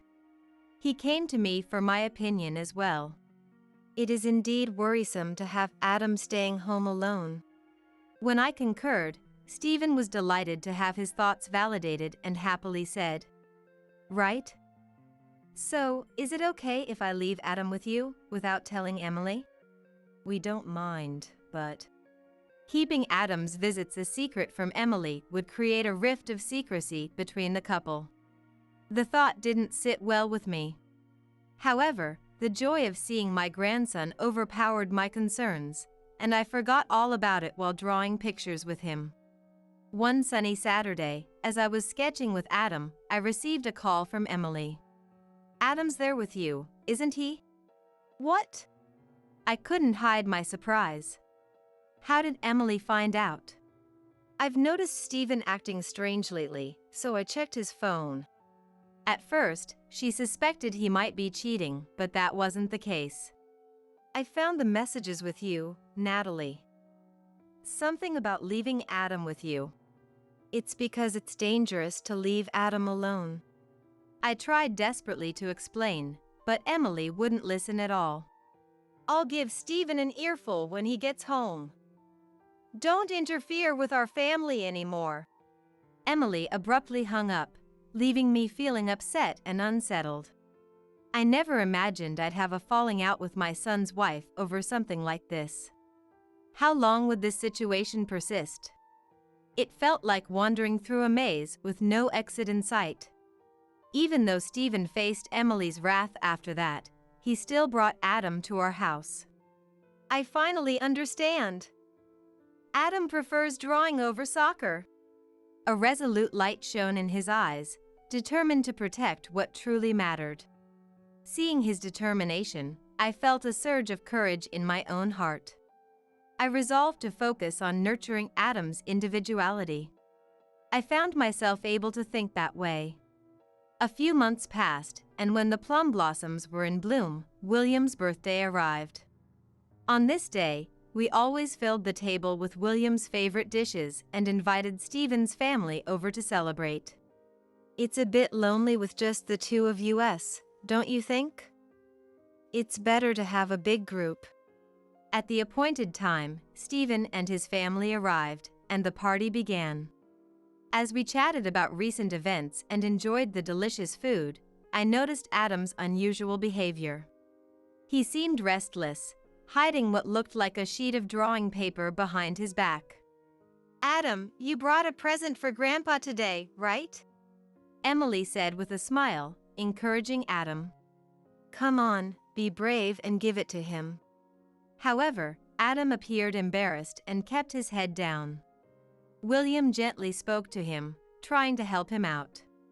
"Did you draw something? Can you show Grandpa?"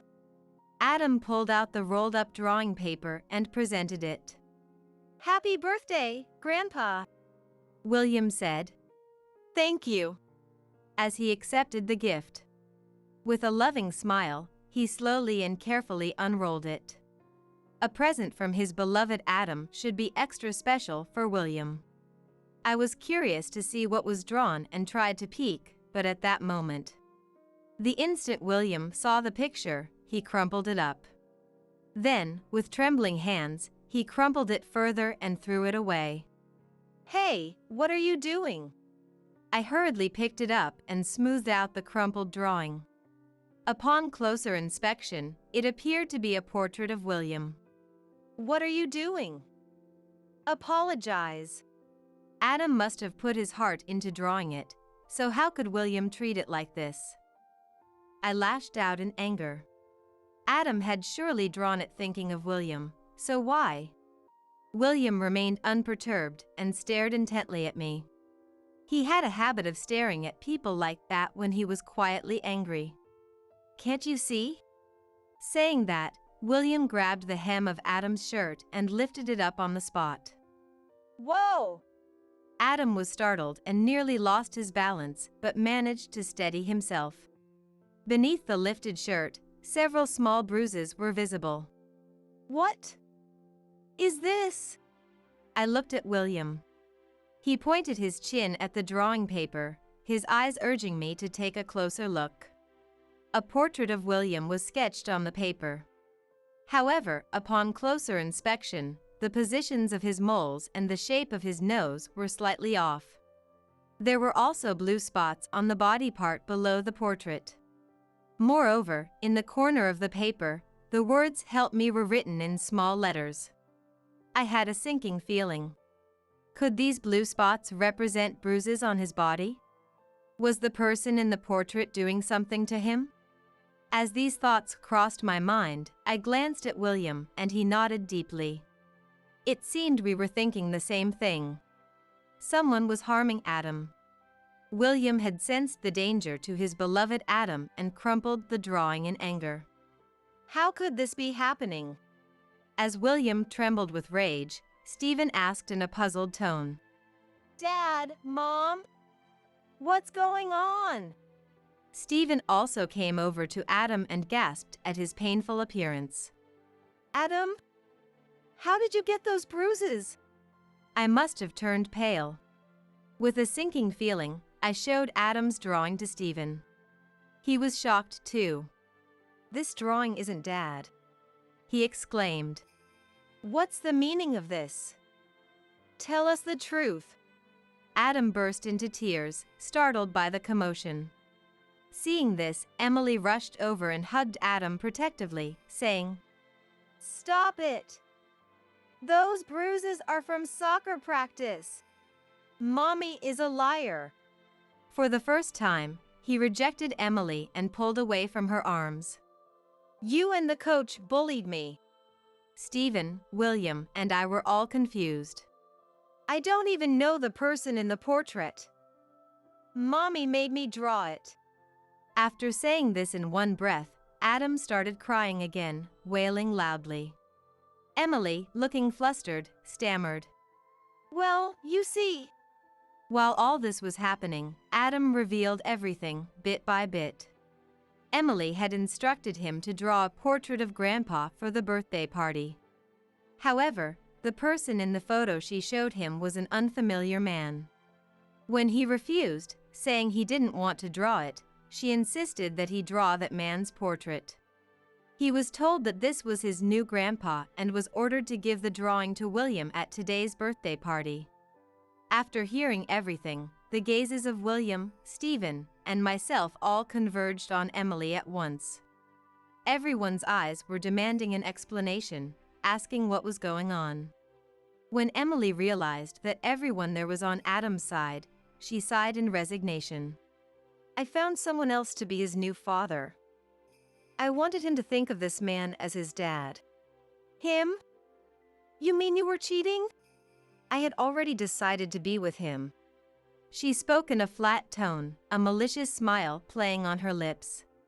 Emily said that she deeply resented the fact that William and I were seeing Adam. She thought that we were taking him away from her. "You two love Adam so much. I thought that if you were rejected by your grandson, it would hurt you." She had intended to brainwash him into believing that her new boyfriend was his father. Then, by making him reject his grandparents, she wanted to laugh at the sight of us being hurt by him. If Adam rejected us with his own words, she could also blame it on him. And she had planned to use that as an excuse to ask for a divorce. However, Adam had not accepted Emily's boyfriend to the extent that she had hoped. This was something that even Emily hadn't anticipated. That's why this plan failed. Seriously, what a useless child. She glared at him resentfully. I don't need any of you here. With those words, she stormed out. Only Stephen chased after her. Emily, wait! What do you mean, you're going to be with your boyfriend? But a few minutes later, he returned, looking dejected.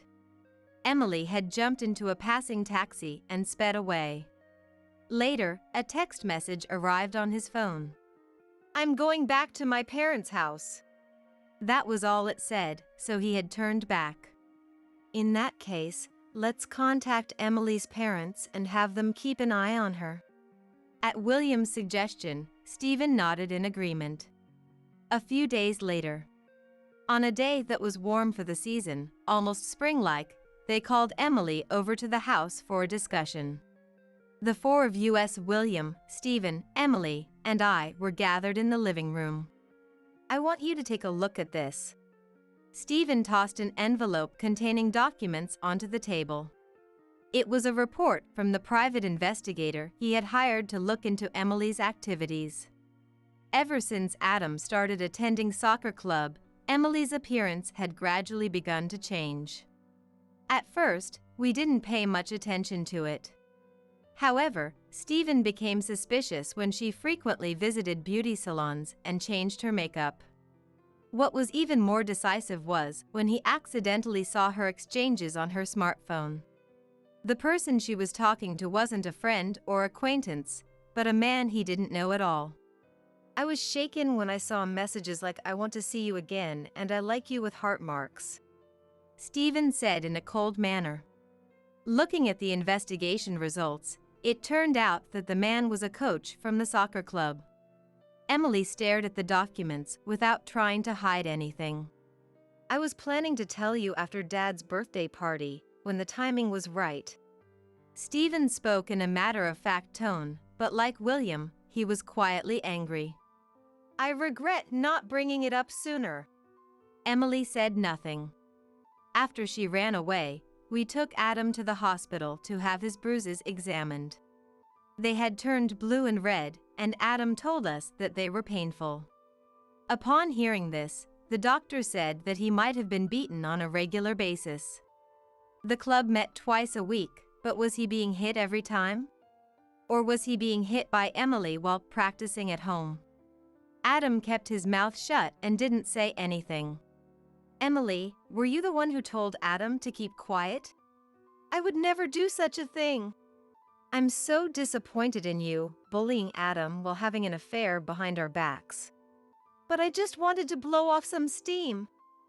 That's why. Don't give me that nonsense. Scolded by Stephen, Emily hung her head powerlessly as he thrust divorce papers at her. We're getting a divorce. Sign this and get out of here. Yeah, fine with me. Emily signed her name without hesitation. Just then, the sound of a car pulling up outside could be heard. Emily looked puzzled, but when I let them into the house, her expression froze. Why, are Dad and Mom here? We've made arrangements to hand you over to your parents. Before Emily could utter another word, she was dragged away by her parents. All that was left was the hollow sound of the car driving away. The next day, Stephen submitted the divorce papers to the city hall, and they were successfully accepted. He then asked an acquaintance to introduce him to a lawyer and demanded compensation from Emily and her lover. After paying the compensation, her affair became known at her company, making it uncomfortable for her to stay, so she quit. The man she was involved with didn't get off with just paying compensation. The fact that he had an affair with a student's mother became widely known, and he was fired from the soccer club. It was a relatively large club in the area, so rumors spread among the club members and the parents involved. The former coach became unemployed, and even after getting together with Emily, he is dependent on her for support. She is the one supporting him, working herself to the bone as a supermarket cashier and such. Occasionally, we receive messages from her saying, "I want to see Adam." Both Stephen and I have decided to ignore those messages. She has been served with a restraining order to stay away from Adam. We probably won't respond for about 6 months. Stephen sold the house he had bought and moved in with Adam. Adam is now living with William and me. "Dad, Grandpa, look." "Oh my. That's Grandpa, isn't it?" "Let me see." Adam proudly unfolded the finished drawing to show us. On the paper, William's smiling face was drawn large. The positions of the moles and the shape of the nose were just like William's. "You've drawn it so well. Let's frame it." As William got up from his seat, Adam laughed. He looked so happy. The bruises on Adam's body healed remarkably after he came to live with us. The doctor had the quick thinking to take X-rays to check for fractures. I still vividly remember the relief we felt when not a single crack was found. He quit the soccer club and is now thriving both at preschool and at home. At home, I teach him drawing, which he loves, while watching him grow. Although the wounds on his young body have healed, I suddenly worried that there might be some lingering scars on his heart. "Next, I'm going to draw Granny," he declared. "Watch me," he said as he filled the drawing paper with my face. His free use of colors and gestures revealed a child's uninhibited sensibility. As I observed him, I laughed, realizing that my worries seemed to be unfounded after all. "Mom's been in an accident and taken to the hospital. Please, can you drive me there?" I pleaded with my husband, tears streaming down my face. I had just received word that my mother was in a critical condition, unconscious after a traffic accident. However, upon hearing the situation, my husband responded, "I can't, I'm off to a company trip now," bluntly refusing my desperate request. Even as I persisted, he mocked me, saying, "The trip is more important to me. Visiting someone else's mother in the hospital is a waste of time. I'm definitely not going. My name is Jane. I'm 29 years old. My husband, Ben, who is a year older than me, and I got married 2 years ago, both of us working full-time. We met in the same university club. Although the club had many members and it was hard to talk to everyone, we ended up sitting next to each other at a drinking party one day, which led to us becoming close. We also discovered that we both were only children who grew up in single-mother households after losing our fathers early, which quickly brought us closer together. We started going out more and naturally progressed to dating. When we both became comfortable in our jobs as working adults, Ben proposed. Neither of us is currently thinking about children since we're both focused on our careers. However, we do want them eventually and have talked about buying a detached house when the time comes, shortly after getting married. Currently, we're renting an apartment and live close to both of our parents' homes. Since both our fathers have passed away, our mothers, Sarah and my mother-in-law Mary, live alone but have become very good friends. Their similar experiences of not remarrying and raising a child on their own seem to click. And since our family meeting, they've developed a friendship like no other, often meeting for tea or traveling together. I never expected them to get along so well, but seeing my mother happy with Mary makes me glad they met. Mary is also very fond of me, and we have a good relationship. However, Ben isn't too thrilled that Mary seems to prioritize my mother over him. He has quite the mama's boy trait. I knew from his behavior even before we got married how much he cherished his mother, which I understood, coming from a single-mother household myself. But shortly after we started living together post-marriage, I discovered his true nature. One holiday, I received a message from my mom with a photo attached, saying she was having lunch with Mary. Having lunch with Mary now? I read the message, accompanied by a photo of the two of them smiling, which naturally brought a smile to my face too. Hey, Ben. Looks like Mary and my mom are having lunch. Look, she sent a photo, I said, showing the image to Ben, who was at home at the time. However, his mood soured immediately upon seeing it, and he clicked his tongue in annoyance. What's this? Some kind of spite against me? Huh? What are you talking about? At that time, I hadn't realized Ben disliked my mother.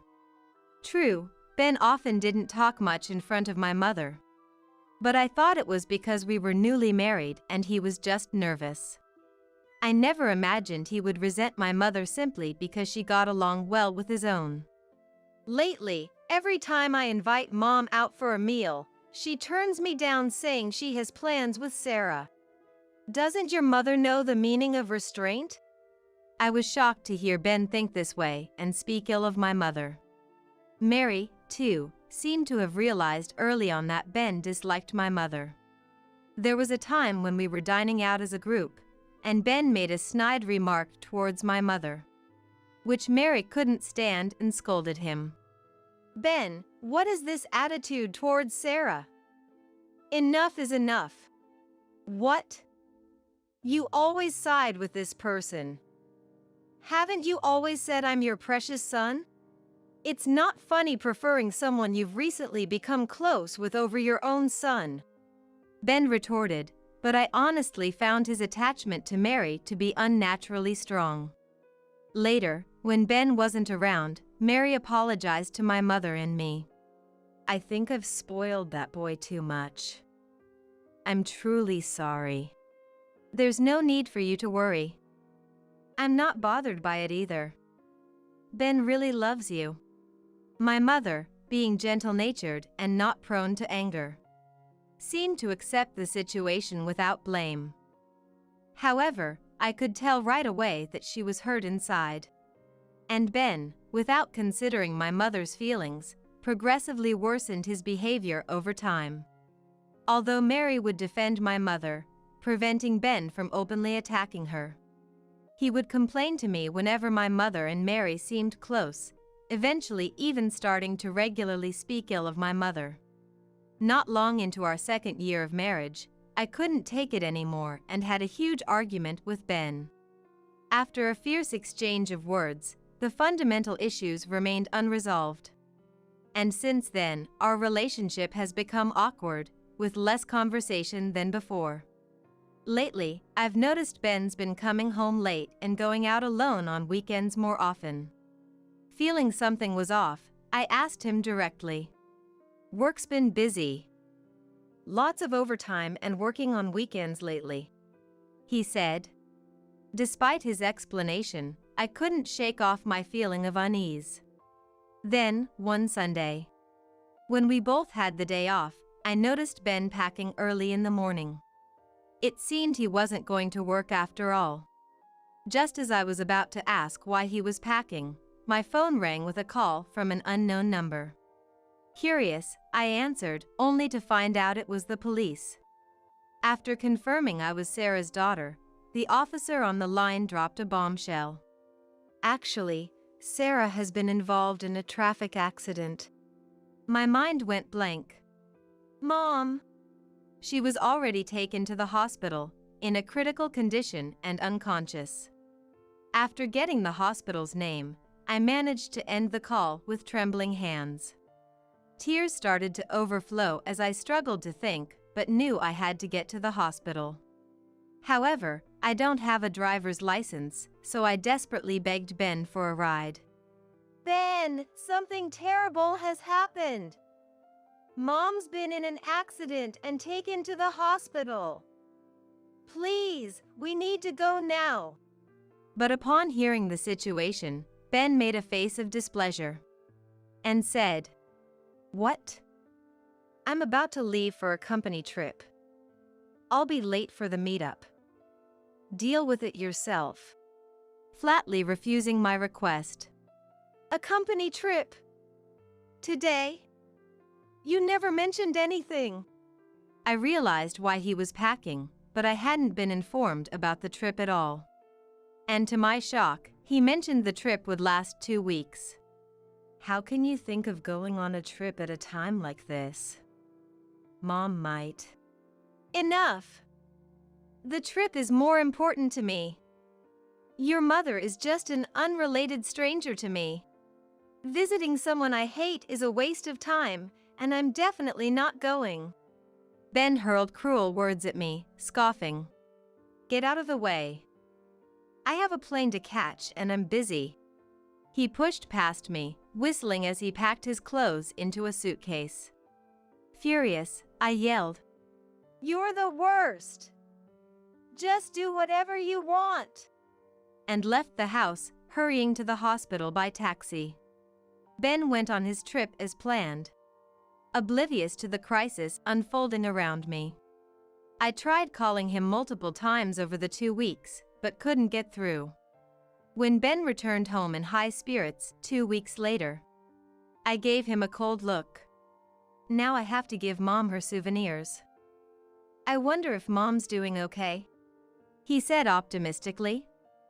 Without responding, I quietly agreed to go with him to his mother's house. On the way, Ben happily talked about all the souvenirs he bought for Mary. Ben didn't say a word of concern about my mother, who had been in an accident. Upon arriving at his parents' house and trying to open the door, Ben stopped, puzzled. Huh? Why is it locked? It seemed unusual for the door to be locked, since Mary usually didn't lock it when she was home. Is Mom not here? Ben murmured. I pushed past Ben, pulled out the spare key I had for their house from my bag, and unlocked the door. Hey! Why do you have the keys to the house? Ben looked bewildered, but I didn't respond. Entering the house before me, Ben tilted his head in confusion upon not seeing Mary. Doesn't something feel off? As Ben moved towards the bedroom, I stopped him. Not that way. This way, I said, leading him to the living room, where a new portrait of the deceased Mary was displayed. What? Stunned, Ben began to tremble, and, half crying, rushed to the portrait, turning to me. Hey! What's going on? What is this? I sighed deeply, holding back my anger, and explained. Mary passed away while you were on your trip. The funeral's already over. Ben glared at me, furious. Don't joke around. How can this be? Why does Mom have to die? Wasn't it your mother who was in the accident and in critical condition? If anyone was supposed to die, it should have been her. Despite Ben's outrageously insensitive outburst, I calmly explained what happened after my mother's accident. My mom woke up after the accident. She had a fracture and is currently undergoing rehabilitation but is gradually recovering. Though my mother was still hospitalized, she was slowly getting better thanks to the medical staff's efforts. But Ben was unsatisfied. Then why did Mom have to? He asked. It seems that on the day my mom had her accident, she was on her way to our house. She fell from a pedestrian bridge. And I hesitated before answering. I guess you had told Mary about going on a business trip, hadn't you? Yeah, I did mention it, but... Mary had been suspicious of you lately. You've been unreachable more often. She probably wanted to verify if you were really going on a business trip. I explained, and Ben looked shocked. According to Mary a month ago, Ben used to call or message her daily, but recently, communication had almost stopped. Mary had trouble reaching him by phone, and on the rare occasions he did call back, he would quickly say he was busy and hang up. Mary thought Ben, being of a certain age, might have naturally become less dependent on his mother. However, she suspected Ben might be hiding something. With her suspicions growing, Mary decided to check if the business trip story was true. Coincidentally, around the same time, I received the call about my mother's accident. Mary, who passed away, had brought souvenirs from a day trip she took with my mother last month, intending to give them to us. That day, I was too distraught to think of anything but getting to the hospital. So I didn't have the chance to inform Mary about my mother's accident. Mary must have taken the bus to the stop closest to our apartment and then walked the rest of the way. There's a pedestrian bridge on the way, and it seems she fell while climbing it. A witness said she missed a step just before reaching the top and tumbled down. Though an ambulance was called immediately, she had hit her head hard. And that's how Mary died. After explaining this to Ben, I glared at him intensely. After learning about Mary, I called you numerous times. Over these 2 weeks, no matter how I tried to contact you, you never answered your phone or replied to any messages. Because there were no other relatives to take on the role, I had to act as the chief mourner at Mary's funeral. With my mother still in a critical state, I had to somehow get through Mary's funeral without her real son. You've been ignoring all contact for 2 weeks, just out having fun, right? This has shown me exactly who you are.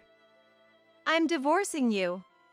Upon declaring this, Ben collapsed to the ground, crying loudly. How can you say that right after Mom died?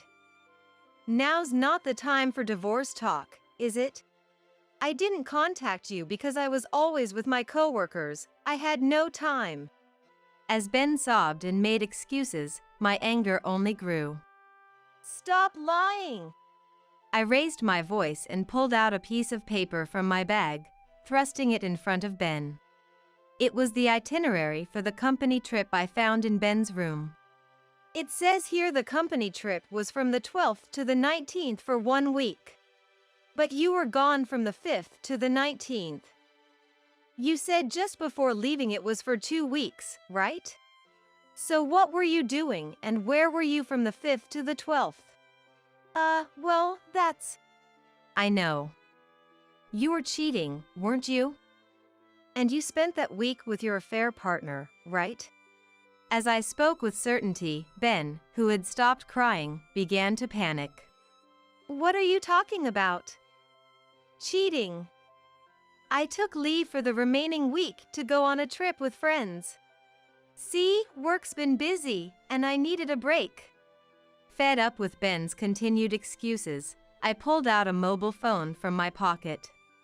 The moment he saw it, his face turned pale. This mobile phone belonged to Ben, found in his closet while he was away on the trip. Likely, there was another mobile phone in his bag, prepared specifically for communicating with his affair partner. Ben had previously claimed he couldn't contact me while on his trip due to lack of time. But he had left his regular mobile phone at home, making it impossible for him to notice any calls. You've been lying through your teeth. You left this phone at home to spend time with your affair partner, didn't you? As I placed the mobile phone in front of Ben, he began to tremble and slammed his fist on the table. Yeah, that's right. I've been fed up with you for a long time. I've got someone else I love now. He shouted defiantly, and then, and how did you know where to find the mobile phone? Don't tell me you searched my room while I was away. He yelled, which was exasperating. I looked at Mary's portrait and silently apologized to her for showing such a scene before speaking up. Mary told me. At that, Ben choked on his words. After a big fight with Ben over my mother, he started coming home late and going out alone on his supposed workdays off more often. Suspecting something was off due to his increased unavailability, I had confided in Mary. Mary, sharing her suspicions about Ben, had advised me. Ben has had a habit since he was little of hiding things that are inconvenient for him, like bad test scores or a glass he broke that his father cherished. He's always securely hidden such things in the closet. If you find a bunch of towels there, it's likely he's hiding something among them. After Mary passed away, I remembered her words, checked Ben's closet, and sure enough, found the mobile phone. I can't believe Mom would tell you such a thing. Ben was visibly distressed, not having expected Mary to doubt him. However, seeing his dismayed state didn't sway me. I will be seeking a divorce and compensation. I'm prepared to consult a lawyer and take this to court if necessary, I stated firmly, conveying my resolve. Ben groaned but, realizing he had no way out, reluctantly agreed. Afterwards, we properly divided our assets, and the divorce was finalized. However, the following month, just as I was settling into my new life, I received a call from Ben. Reluctantly answering, I heard Ben plead. Jane! Please, I need your help! What's the matter, exactly? He explained he was in trouble at work after they found out about Mary's funeral. Since Mary had been listed as Ben's dependent, her death and the necessity of returning her insurance card to the company meant that her death was only then reported to the company, revealing that the funeral had taken place during the company trip. Ben was seen as a disrespectful son who didn't attend his own mother's funeral or even show up, garnering cold looks from his colleagues at work. Yet, Ben lied there too, shifting the blame by claiming I hadn't informed him about Mary's funeral. However, hastily sharing different stories with different people only made things worse.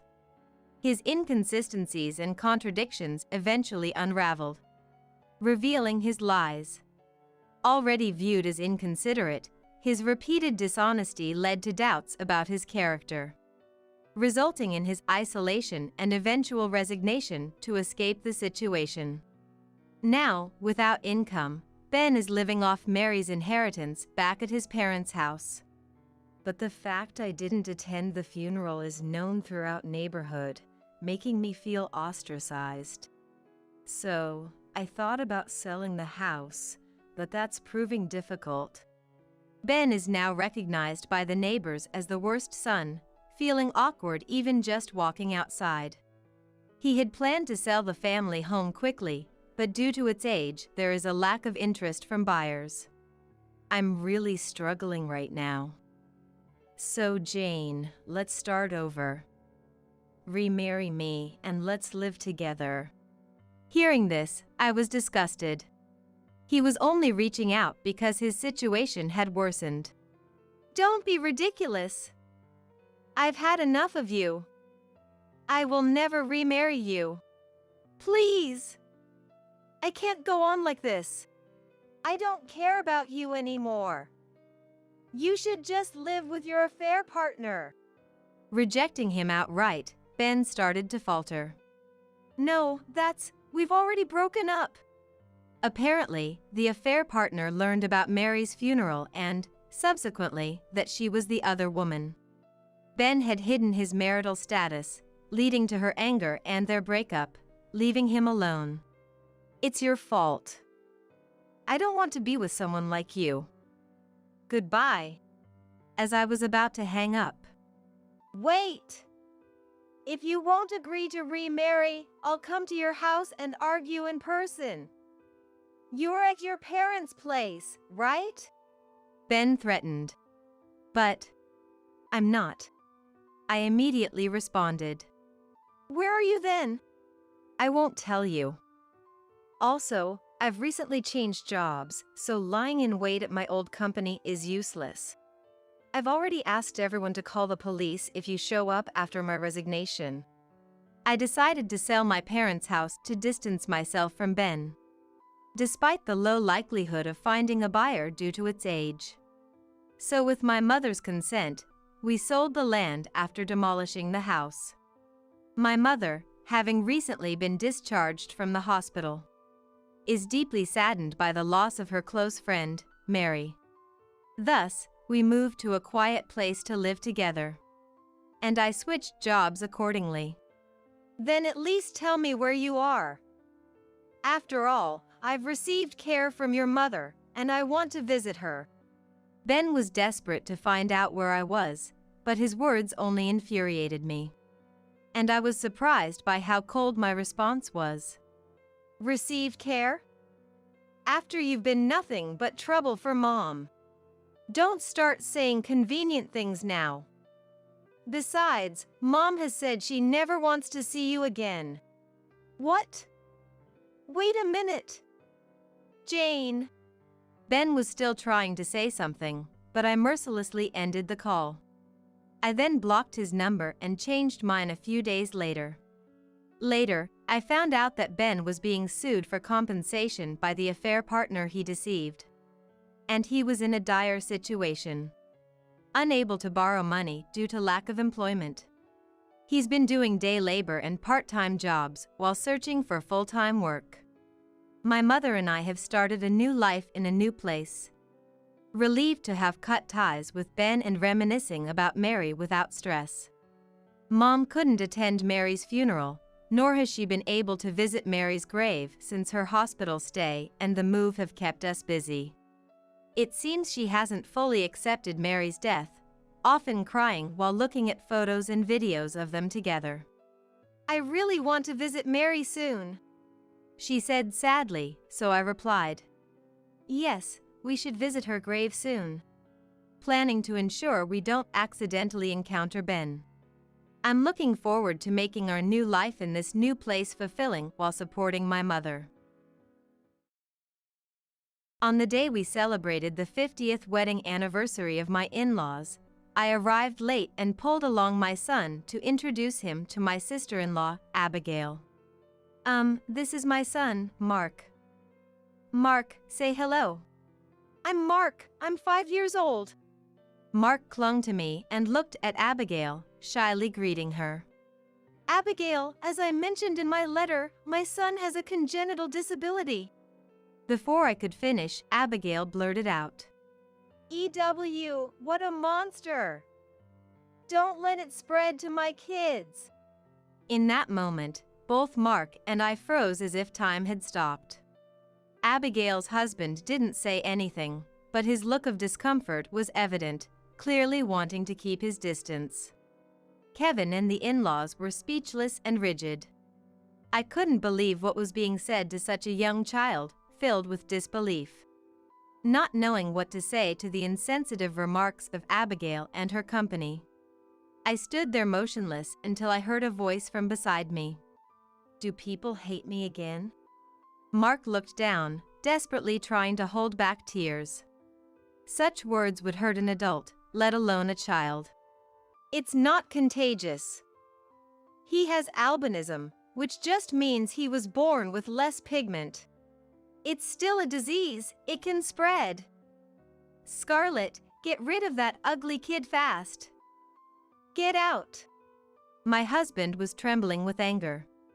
During the heated argument, tears fell from Mark's eyes. Interrupting Kevin, who seemed ready to confront Abigail, my father-in-law Robert spoke up. Yes, don't ever come back. The relief was visible on Abigail and her husband's faces. They smiled triumphantly as if they had found someone who understood them. But their smiles quickly turned to surprise. What? Dad, what are you doing? My name is Harper, a 40-year-old housewife living with my husband, Kevin, and our son, Mark. Only 5 years ago, the thought of living happily as a family of 3 was unimaginable. Kevin and I had always wanted children but were unable to conceive. I desperately wanted a child, and so did Kevin, which led us to seek fertility treatments at a hospital. There were days when it was hard to see pregnant women in the waiting room, reminding me that children are a gift. Despite careful diet and health management, I often wondered why I couldn't have a child, leading to days filled with self-loathing. The fertility treatments were not only emotionally taxing but also a financial burden, leading to many tearful nights. During those times, the person who was always there to support me was none other than Kevin. His encouragement, holding my hand, and accompanying me to the hospital were incredibly reassuring. It's okay, I'm sure our baby is just waiting for the right time to come to us. Miraculously, his words gave me hope, and I became more positive. The following year, our efforts paid off, and I became pregnant. We sharing the news with my in-laws Robert and Chloe, who were overjoyed. The baby grew healthy inside me, and we looked forward to the delivery day. On the day of birth, hearing the lively cries, I was deeply relieved and eagerly wished to see the baby's face. Yet, the child born had skin and hair so white and delicate, it seemed touching could break them, like an angel. Needless to say, Kevin and I were astonished. We were confused, as no one in our families had such an appearance. Why? The doctor explained our child had oculocutaneous albinism, a congenital condition known as albinism. Albinism? The one that happens to 1 in 20,000 people. It's a disease associated not just with physical appearance but also vision problems and sensitivity to sunlight.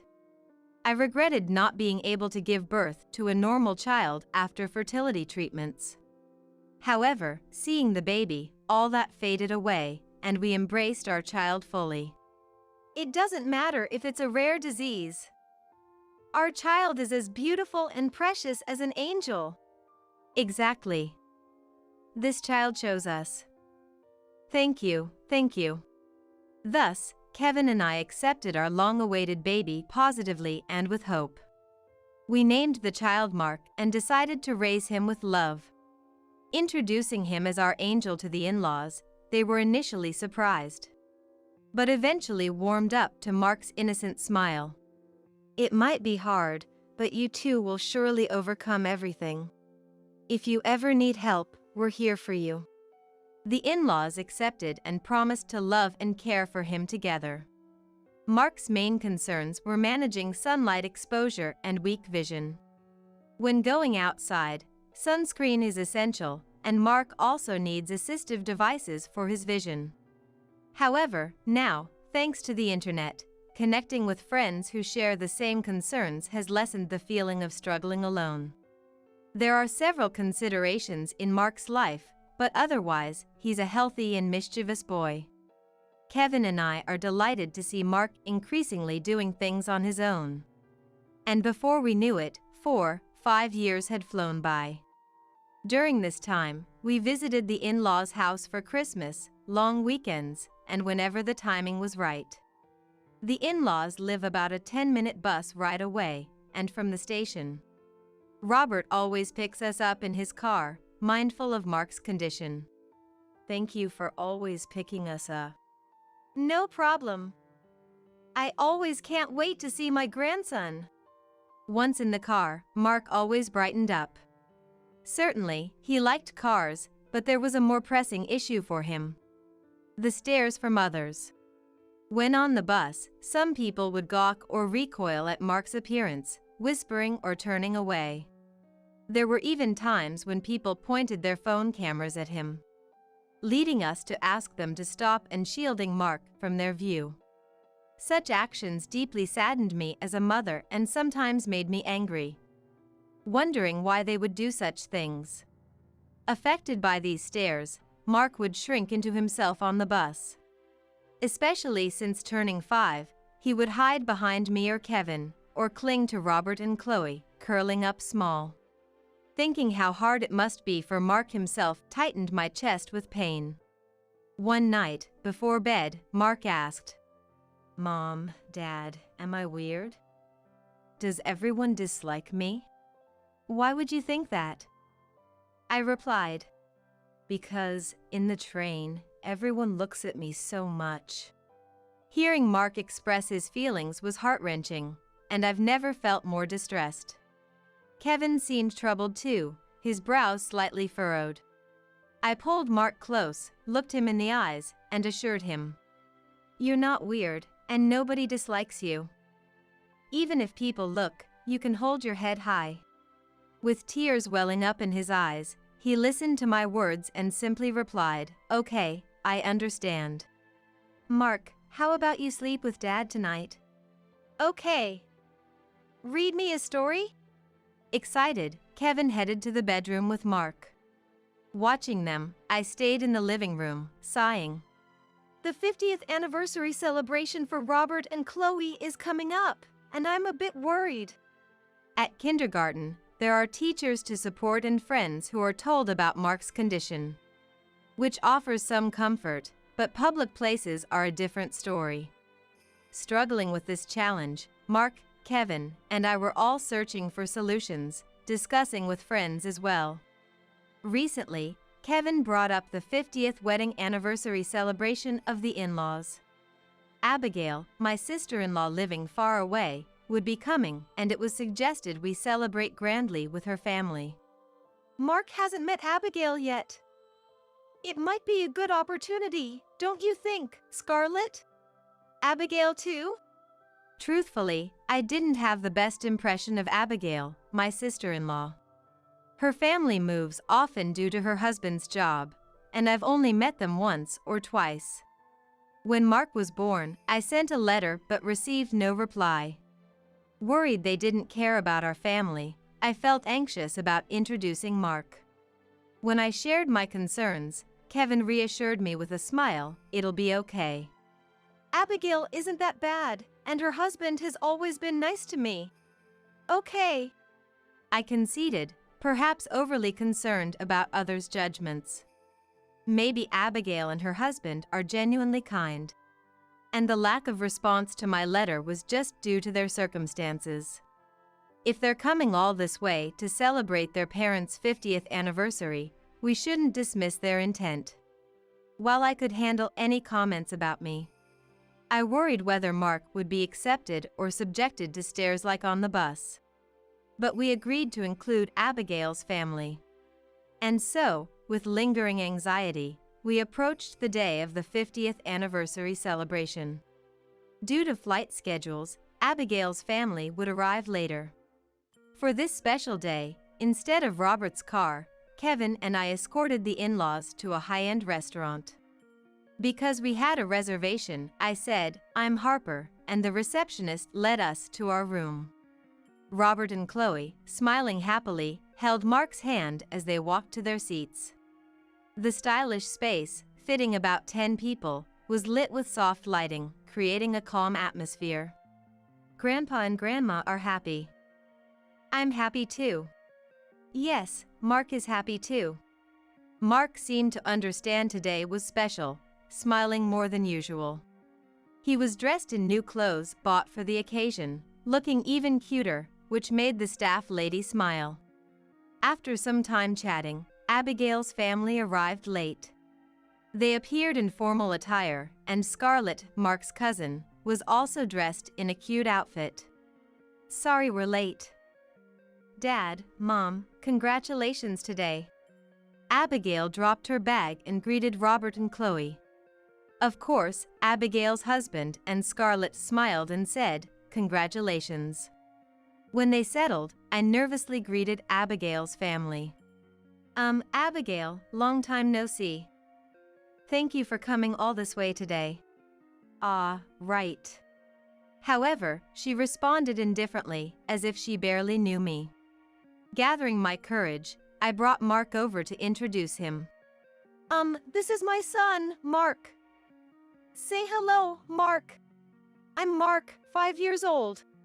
Mark clung to me and shyly greeted Abigail. "Abigail, as I mentioned in my letter, my son has a congenital disability." Before I could finish, Abigail bluntly said, "EW, what a monster. Don't let it spread to us." Instantly, Mark and I froze as if time had stopped. Abigail's husband, without saying a word, clearly looked uncomfortable, clearly wanting to keep his distance. Kevin and the in-laws were speechless and stiff. I was filled with disbelief at what was said to such a young child. Not knowing what to say to the inconsiderate Abigail, I stood there motionless, but then I was brought back to reality by a voice from beside me. "Do people hate me again?" Mark looked anxious, holding my hand. Laughing, Abigail said, "Yeah, nobody wants to see your face." Mark looked down, trying hard not to cry. Such words would hurt an adult, let alone a child. I thought about slapping Abigail right there, but hugged Mark tightly instead. What are you saying, Abigail? That's not true. That's right. Abigail, how could you say that? Chloe hugged me and Mark in defense. What? Mom, you're defending that monster? It's gross, like, it's all white and has white hair. Is it contagious? Get it away if it's going to spread. It's not contagious. It doesn't spread. He has albinism, a condition of being born with less pigment. So, it is a disease. It could spread. Why did you bring him? Stay away. Scarlet, stay back. Abigail, don't say that. Mark is not a monster, nor is it contagious. Don't treat him like that. Kevin, is that really your child? Unbelievable. Why can't you be more considerate, Abigail? Just get rid of that ugly kid, fast. Get out. Kevin's hands trembled with anger. During the heated argument, tears streamed down Mark's face. Intervening before Kevin could confront Abigail, Robert spoke up. Yes, don't ever come back.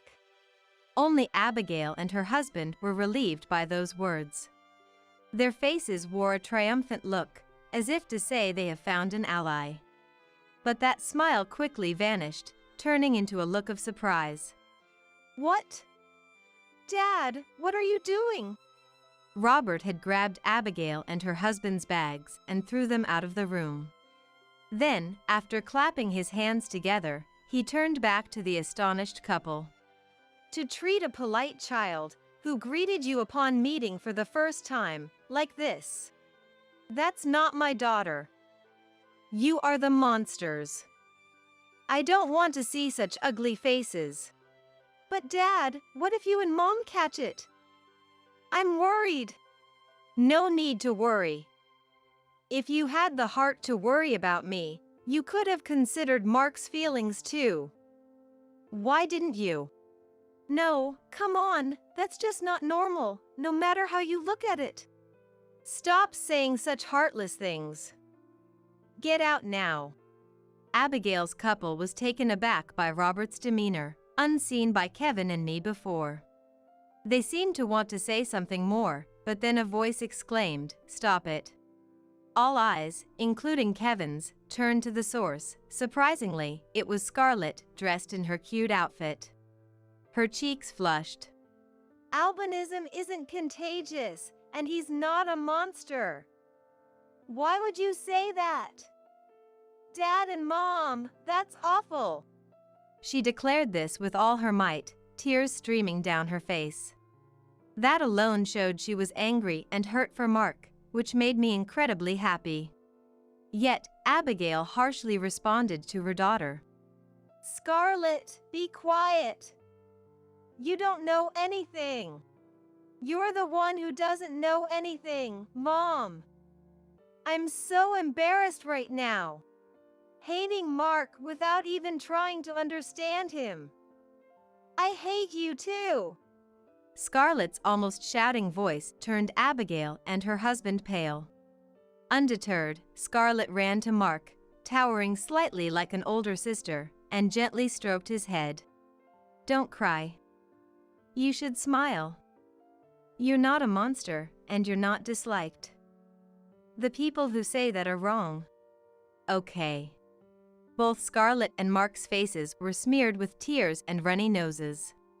It was difficult to get Abigail and her husband to understand Mark, but Scarlett was different, which was reassuring. Seeing Scarlett approach Mark and pat his head, Abigail seemed to snap out of it, hastily leaving with her husband without a word. The commotion drew the attention of other patrons outside, likely making Abigail's family feel unwelcome. While some staff members asked patrons to return to their seats, we resumed our conversation as if nothing had happened. The rest of the meal went smoothly, without tears or derogatory words, marking a peaceful time. After the 50th wedding anniversary celebration ended, and we returned to our usual lives, I was struck by a question. How did Scarlett know about albinism? Kevin, did you talk to her on the phone? No, I haven't. I thought you had told her, Harper. Wondering how she knew about Mark without us telling her, we received a letter. The sender was Scarlett, who had apparently gotten our address from Robert and Chloe. The letter, written on cute heart pattern stationery like that of a young girl, contained her earnest words.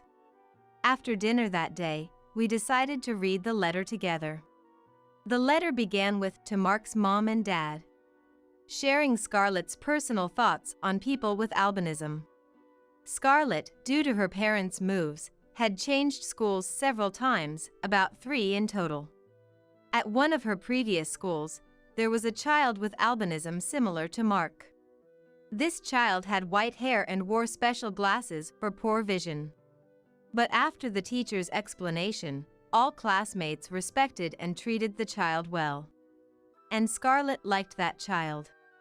Without discrimination against anyone, not minding their own disability. And being kind to everyone, she found them genuinely cool and fell for them. Even with poor eyesight, they had great hearing, were good at singing, and could play the piano. I wanted to be as kind as them, but Mom was different. On a day when parents gathered, seeing the albino child with Scarlett, Abigail frowned immediately. Scarlett, who's that child? Dyeing hair in elementary school? And those ugly glasses don't suit at all. You shouldn't play with that child, okay? Understand? Saying so, she complained. Scarlett was filled with disbelief and felt very upset. Shocked and frustrated at her inability to retort her mother's heartless words. So, I felt relieved when I could finally speak up about Mark. Reading the letter made me feel warm, realizing Scarlett had been harboring those feelings during the 50th wedding anniversary celebration. Later, Scarlett settled in her current school and, driven by a desire to be understood, read an essay on albino awareness during an open class. My parents labeled my cousin a monster without trying to understand albinism. I think those who say such things have monstrous hearts.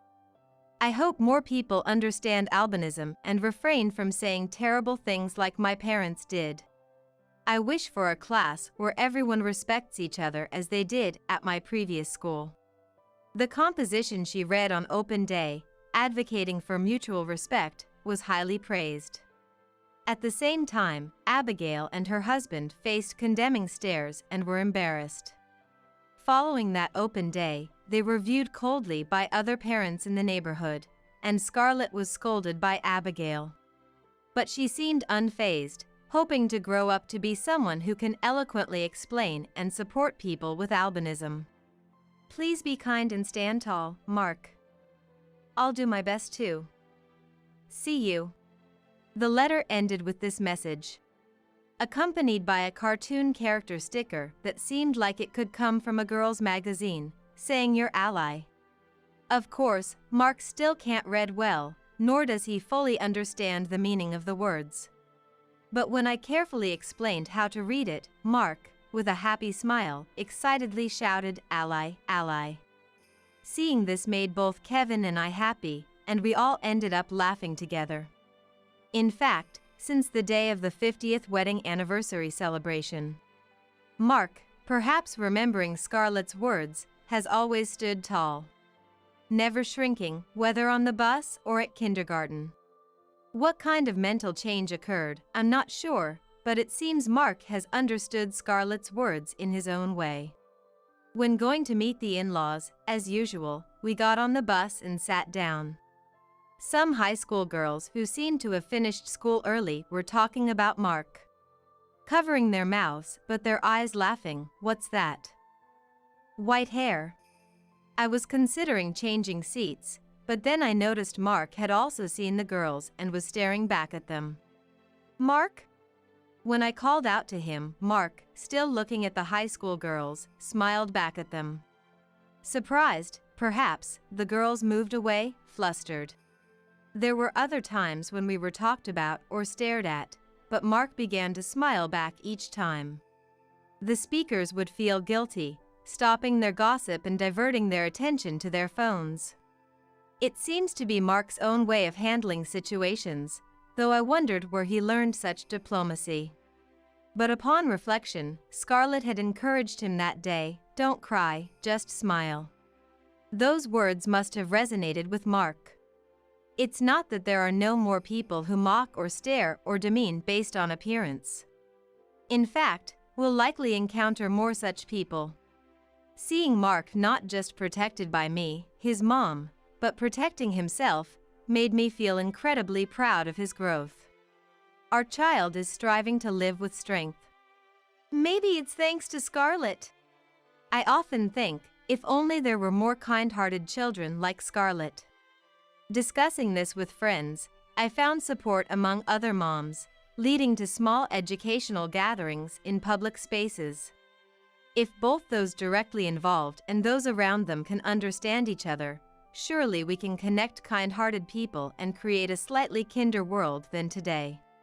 I hope for a world where more people, like Scarlett, understand and treat those with disabilities without discrimination, making it a better place for Mark to live positively.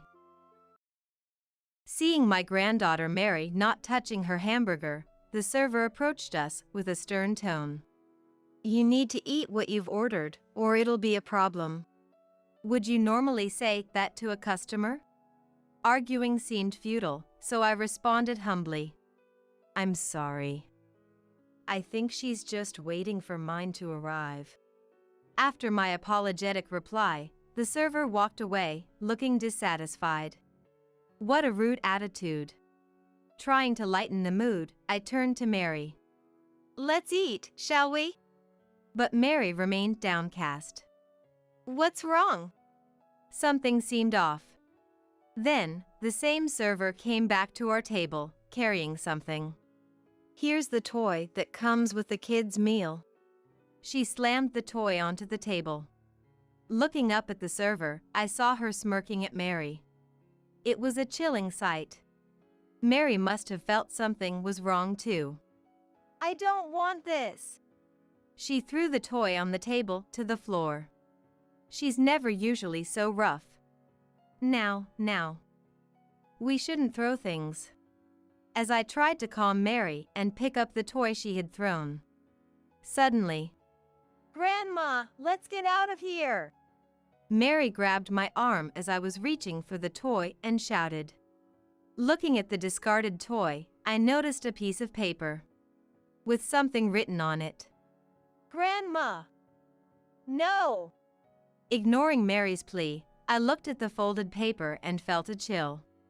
It was a Saturday. I was on my way to my son Jim's house. It was a warm day, hinting that spring was near. Then, "Mom, thanks for today as well." As soon as I arrived, Jim and his wife Kate left the house together for their once or twice a month Saturday work. "Grandma, what's for lunch today?" After seeing her parents off, Mary came to me with a lovely smile. "How about we go out to eat today?" Mary was delighted with my suggestion. "My name is Ellie. I am 63 years old this year. When my son and his wife are busy, I come to look after Mary like this. Having lost my husband early and spent a lot of time alone, the time spent with my granddaughter was nothing short of happiness for me. My son Jim has always tried hard not to be a burden on me. Even though there's no need for him to worry about me, he's been working ever since he graduated from high school. Thinking back, his first job was terrible. It was then I truly understood what a black company was, even as a parent. He would leave for work early in the morning and return home around the time the date changed.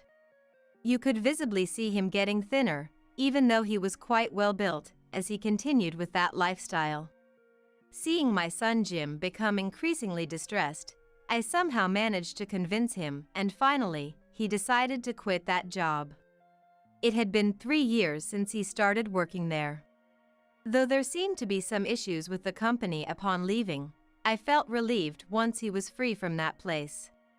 "I'm going to be unemployed for a while." Jim said this with a look of regret, but seeing my child physically and mentally deteriorating was much harder for me. When I told him that, "I'll take my time to think and decide on the next place," he smiled, seemingly reassured. Being a hard worker, he continued his job search while studying for a qualification in a field he was interested in, and finally, he found a new job. I was worried because of the first experience, but the new workplace turned out to be surprisingly clean. He would come home on time, and there was no unpaid overtime. Jim seemed to have some peace of mind and was lively and enthusiastic about going to work every day. When he started to be recognized for his abilities and got on a career track, "There's something important I want to talk about," he said suddenly with a serious look. I'm sensitive to these things. He must want to introduce a girlfriend. "Something important?" I feigned ignorance and asked. "There's someone I want you to meet, Mom." My intuition was right. Jim had dated a few women before. I wasn't explicitly told, but you can somehow tell. But this was the first time he wanted to introduce someone to me. So, that means? "I'm free whenever, so let me know when you've decided on a day to bring her over," I said casually, feeling a mix of happiness and sadness. Later, the woman Jim brought over was polite and greeted properly. I've always taught Jim to greet properly since he was young. So, the first impression was perfect. I didn't intend to judge, but I couldn't help noticing her appearance and behavior. "Nice to meet you, I'm Kate." She seemed nervous, her small frame tense. "Nice to meet you too, I'm Jim's mom." Wondering if I'd been staring too much, I greeted her brightly to ease the tension. "Jim, why don't you two sit in the living room and wait?" While they waited in the living room, I prepared some coffee. Before bringing it over, they were whispering to each other but quieted down when they saw me. As I served the coffee, I heard them say thank you. But then, there was silence for a while. How do mothers around the world liven up moments like these? It's my first time, and I'm just puzzled. Huh? But it's everyone's first time in these situations, isn't it? Realizing something so obvious made me laugh unexpectedly. Jim and Kate looked at me, puzzled. I'm sorry. "It's just that it's the first time Jim's brought a girlfriend over, so I'm a bit nervous." I decided to just be myself from now on. After all, we're going to be a family for a long time. "I'm nervous too. But today, we have something we want to tell you, Mom." Here it comes. This is the moment to listen seriously. "Mom, we're thinking of getting married." I thought so. "We've already got the okay from Kate's parents, but..." Jim stops mid-sentence, looking surprised. Next to him, Kate also seems flustered. What are they both so flustered about? "Mom." They peek at my face, worried. Wondering what was happening, I felt something cold spill onto my hand on my lap. It took me a moment to realize, but it seems tears were falling from my eyes. "I'm so sorry. Did I do something wrong?" It's the first meeting, and here the mother of the person they want to marry is suddenly crying. Kate's panicked reaction is now a funny story, but at that moment, she must have been really anxious. "Oh, why is this happening? I'm not even sure myself." Saying that, I laughed through my tears. I had no intention of opposing Jim's marriage. In fact, I was happy that he had finally found someone to be happy with other than me. These tears must be of happiness. But I couldn't deny feeling like a part of my heart was being taken away. After excusing myself for a moment and coming back, they still looked worried. With a deliberately cheerful voice, I said, "Kate, I trust Jim. If he chose you, I know everything will be okay no matter what." Kate seemed to be waiting for what I would say next. Promise me, both of you, to build a happy family together. I could see Kate's expression brighten. Thank you, Mom. All right, no more serious talk. With that, I started asking about how they got to know each other and their journey to deciding on marriage. While Jim was seeing Kate out, I muttered to my husband's portrait, "Jim is getting married. Time flies, doesn't it?" It felt as if the portrait of my husband smiled back. Kate works at the same place as Jim, and she plans to continue working even after getting married. Jim wanted to live together, but I declined. I didn't want to intrude on the young couple, and I was looking forward to having time to myself, neither wanting to be a burden nor to burden them. They decided on a new home within cycling distance from our house, and Jim moved out. Time flew by, and soon my granddaughter Mary was born. I was amazed at how adorable a creature a grandchild could be.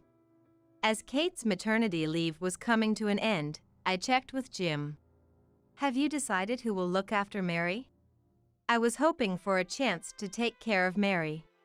Not out of kindness or obligation, but because I wanted to be with her. However, Jim thought I was worried and gave me a disappointing reply. Mom, don't worry. Our company has a daycare. Jim's new job really seemed to be a respectable white-collar company. I guess I won't be taking care of her. A few days later, Kate, who had been observing our conversation, brought me hope. "Ellie, are you free this Saturday?" She asked over the phone, and since I had no particular plans, I inquired about the matter. "Actually, both Jim and I have sudden work on Saturday, and the daycare is closed on Saturdays." I immediately responded. "Mary? You mean if I could take care of Mary?" I was leaning forward even though I was on the phone. "Could you?" I almost answered too eagerly, but kept my composure. "Yes, that's fine." My voice must have trembled with excitement. Kate sounded happy on the other end of the phone. Since then, I occasionally take care of Mary, which has continued to this day. As it approached noon, I took Mary out. As promised, we walked to the nearby family restaurant. I would prefer to eat at home, but after receiving suspicious calls and an unexpected pizza delivery while taking care of Mary at Jim's house, I felt uneasy. The family restaurant we were heading to was where I had worked part-time before, familiar and convenient for us. Upon arrival, the staff guided us to the usual spacious sofa seat. It was Saturday lunchtime, but it wasn't too crowded. "Mary, what would you like to eat today?" I handed her the menu while sitting next to her. "I want the kids' menu." Mary opened the menu to the kids' menu page. "I'll have this." She pointed to her usual choice, a hamburger. Mary really loves hamburgers, doesn't she? Seeing Mary's smiling face, I chose my own meal. Although spring was near, the days were still a bit chilly. I decided on the seasonal pot au feu. After placing our order via the touch panel, we went to the drink bar. Mary chose orange juice, and I filled a cup with coffee, then we returned to our seats. "Did Grandma know I like hamburgers?" "Of course." It was a casual conversation, but my face was smiling the whole time. "Right, Mary. Go to the bathroom before we eat." Mary often wants to go to the bathroom during meals, so I encouraged her to go ahead. "Okay." With a lively response, Mary headed to the bathroom. Her steps seemed lighter, perhaps excited for the hamburger. Her retreating figure was endearing to me. When Mary returned, the hamburger was served. But she didn't start eating. Maybe she was waiting for my meal to arrive. "Mary, you can start eating." I encouraged, but Mary looked at me puzzled. That's when the server brought my pot au feu. Noticing Mary hadn't touched her burger, the server spoke in a stern tone. You need to eat what you've ordered. Would you normally say that to a customer? Surprised, I thought about the food waste issue and wondered if staff were instructed to say this. Arguing seemed pointless, so I responded humbly. I'm sorry. She's just waiting for mine. We'll make sure it's eaten. The server left with a look of dissatisfaction. She was strikingly beautiful but had such a poor attitude. Shaking off my astonishment, I encouraged Mary. Let's eat. However, Mary remained downcast and didn't touch her hamburger. What's wrong, Mary? Something seemed off. Then the same server approached with something in hand. Here's the toy that comes with the kids' meal, she said bluntly, placing the toy on the table. Something was wrong. I boldly looked at the server, who was smirking at Mary. It wasn't a kind smile, but something creepy, as if plotting. Feeling a chill, Mary must have sensed something too. I don't want this. She threw the toy on the floor. Something she'd never normally do. Under different circumstances, I would scold her, but this was different. Aware of other customers, I tried to calm her. Now. We shouldn't throw things. As I tried to calm Mary and pick up the toy she had thrown. Suddenly, Grandma, let's get out of here. Mary grabbed my arm as I was reaching for the toy and shouted. What are you talking about? I noticed something had come out of the discarded toy. Like a piece of paper. Grandma, no! Ignoring Mary's plea, I looked at the folded paper and was horrified. It was covered in what looked like a spell. What is this? I remembered the suspicious calls at Jim's house, with a voice chanting a spell as soon as I answered. Could there be a connection? Noticing something was wrong, the manager came out from the back. Is there something wrong? He asked, offering a hand as I crouched. He seemed to notice the paper in my hand. What is this? The manager looked disgusted. Standing up, I explained the situation. The unpleasant server just glared at Mary, silent. I'm very sorry. The manager apologized, but the woman wouldn't take her eyes off Mary. I feared for Mary's safety and hugged her close, addressing the woman. Even though the manager has apologized, don't you have anything to say? I had tried not to upset her, but it seems I reached my limit too. My tone became a bit harsh. Perhaps triggered by my tone, the woman suddenly shouted. If it weren't for this brat. She lunged at Mary. Instinctively, I shielded Mary, and the woman scratched me, yelling. Move! Let go! The manager tried to stop her, but he couldn't restrain her alone.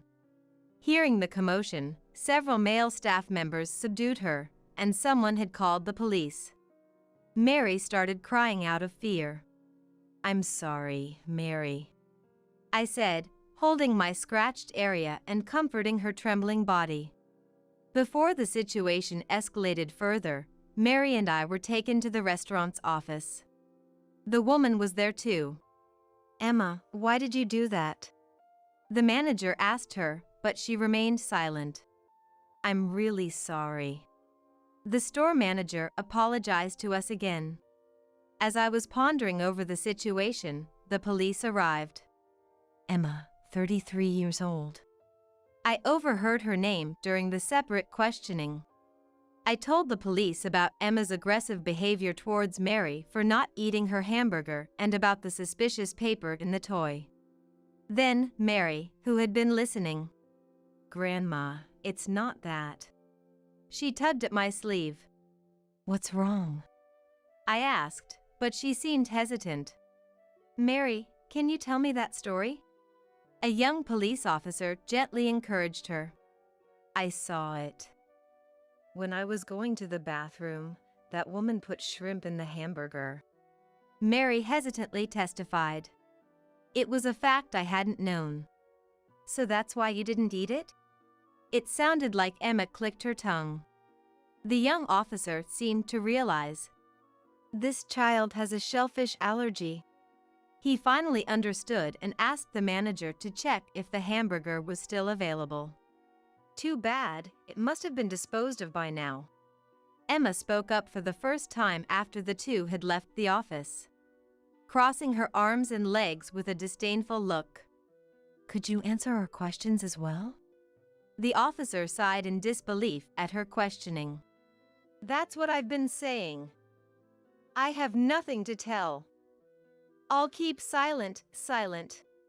Emma fell silent again, idly playing with her loosely permed hair, looking bored.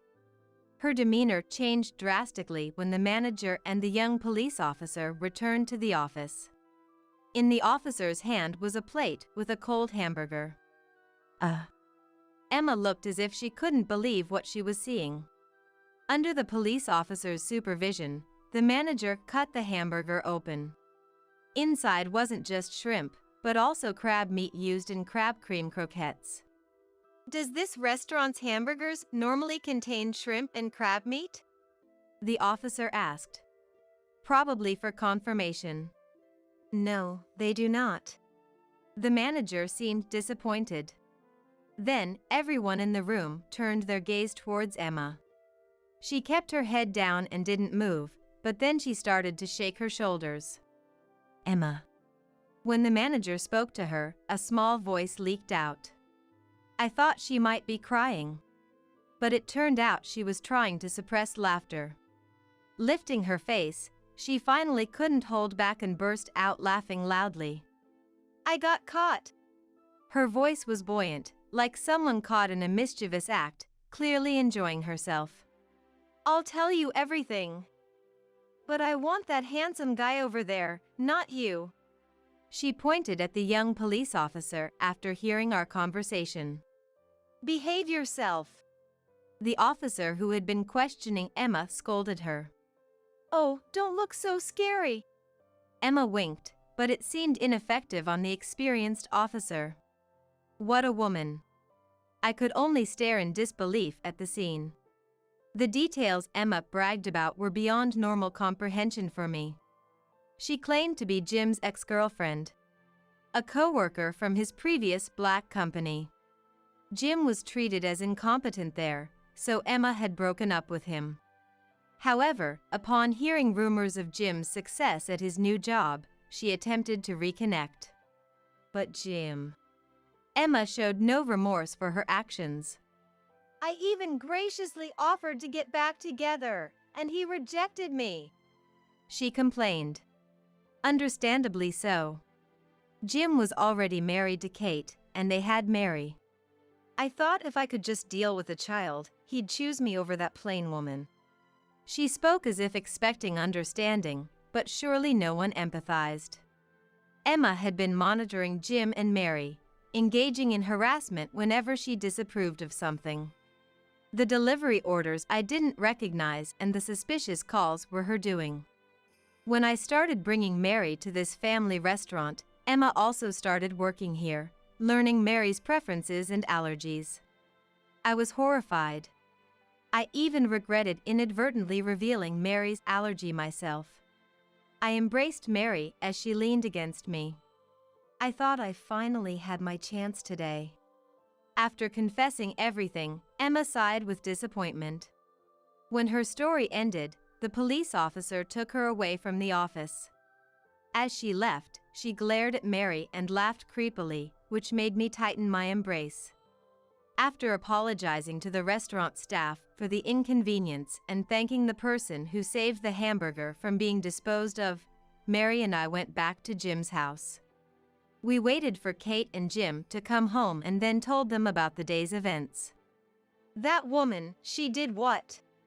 Jim clenched his fist, trembling with anger, but Kate gently enveloped his hand. I had heard about her, but what a terrible woman. Kate knew of her from Jim's stories. If only I had rejected her more firmly. No, it's not your fault. I should have been more careful, too. Leaving everything to Ellie and even making her scared. Both Jim and Kate blamed themselves. I felt the same. Had I adequately protected Mary while she was in my care? In the heavy silence, Kate finally spoke. At least Mary is safe. That's all that matters. To ensure such an incident wouldn't repeat, we discussed and decided that Jim's family would move. Emma was sentenced to a severe prison term for attempting to harm a child. Unsatisfied with the verdict, she became frenzied and violent in court, looking possessed. Watching her from the gallery, Kate and I decided to remodel our home to protect Mary from that demon again. Emma continued to chant spells in prison, deemed insane, and was eventually transferred to a psychiatric ward.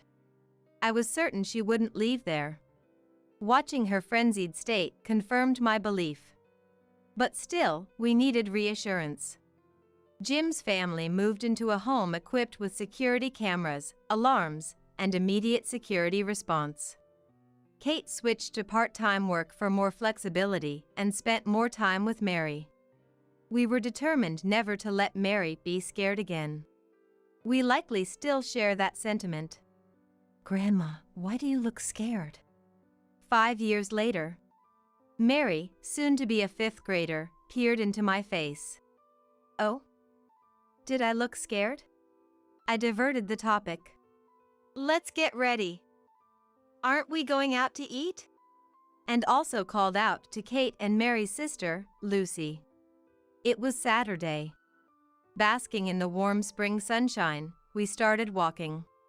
Mary held Lucy's hand as they walked ahead, while Kate and I followed, watching their backs.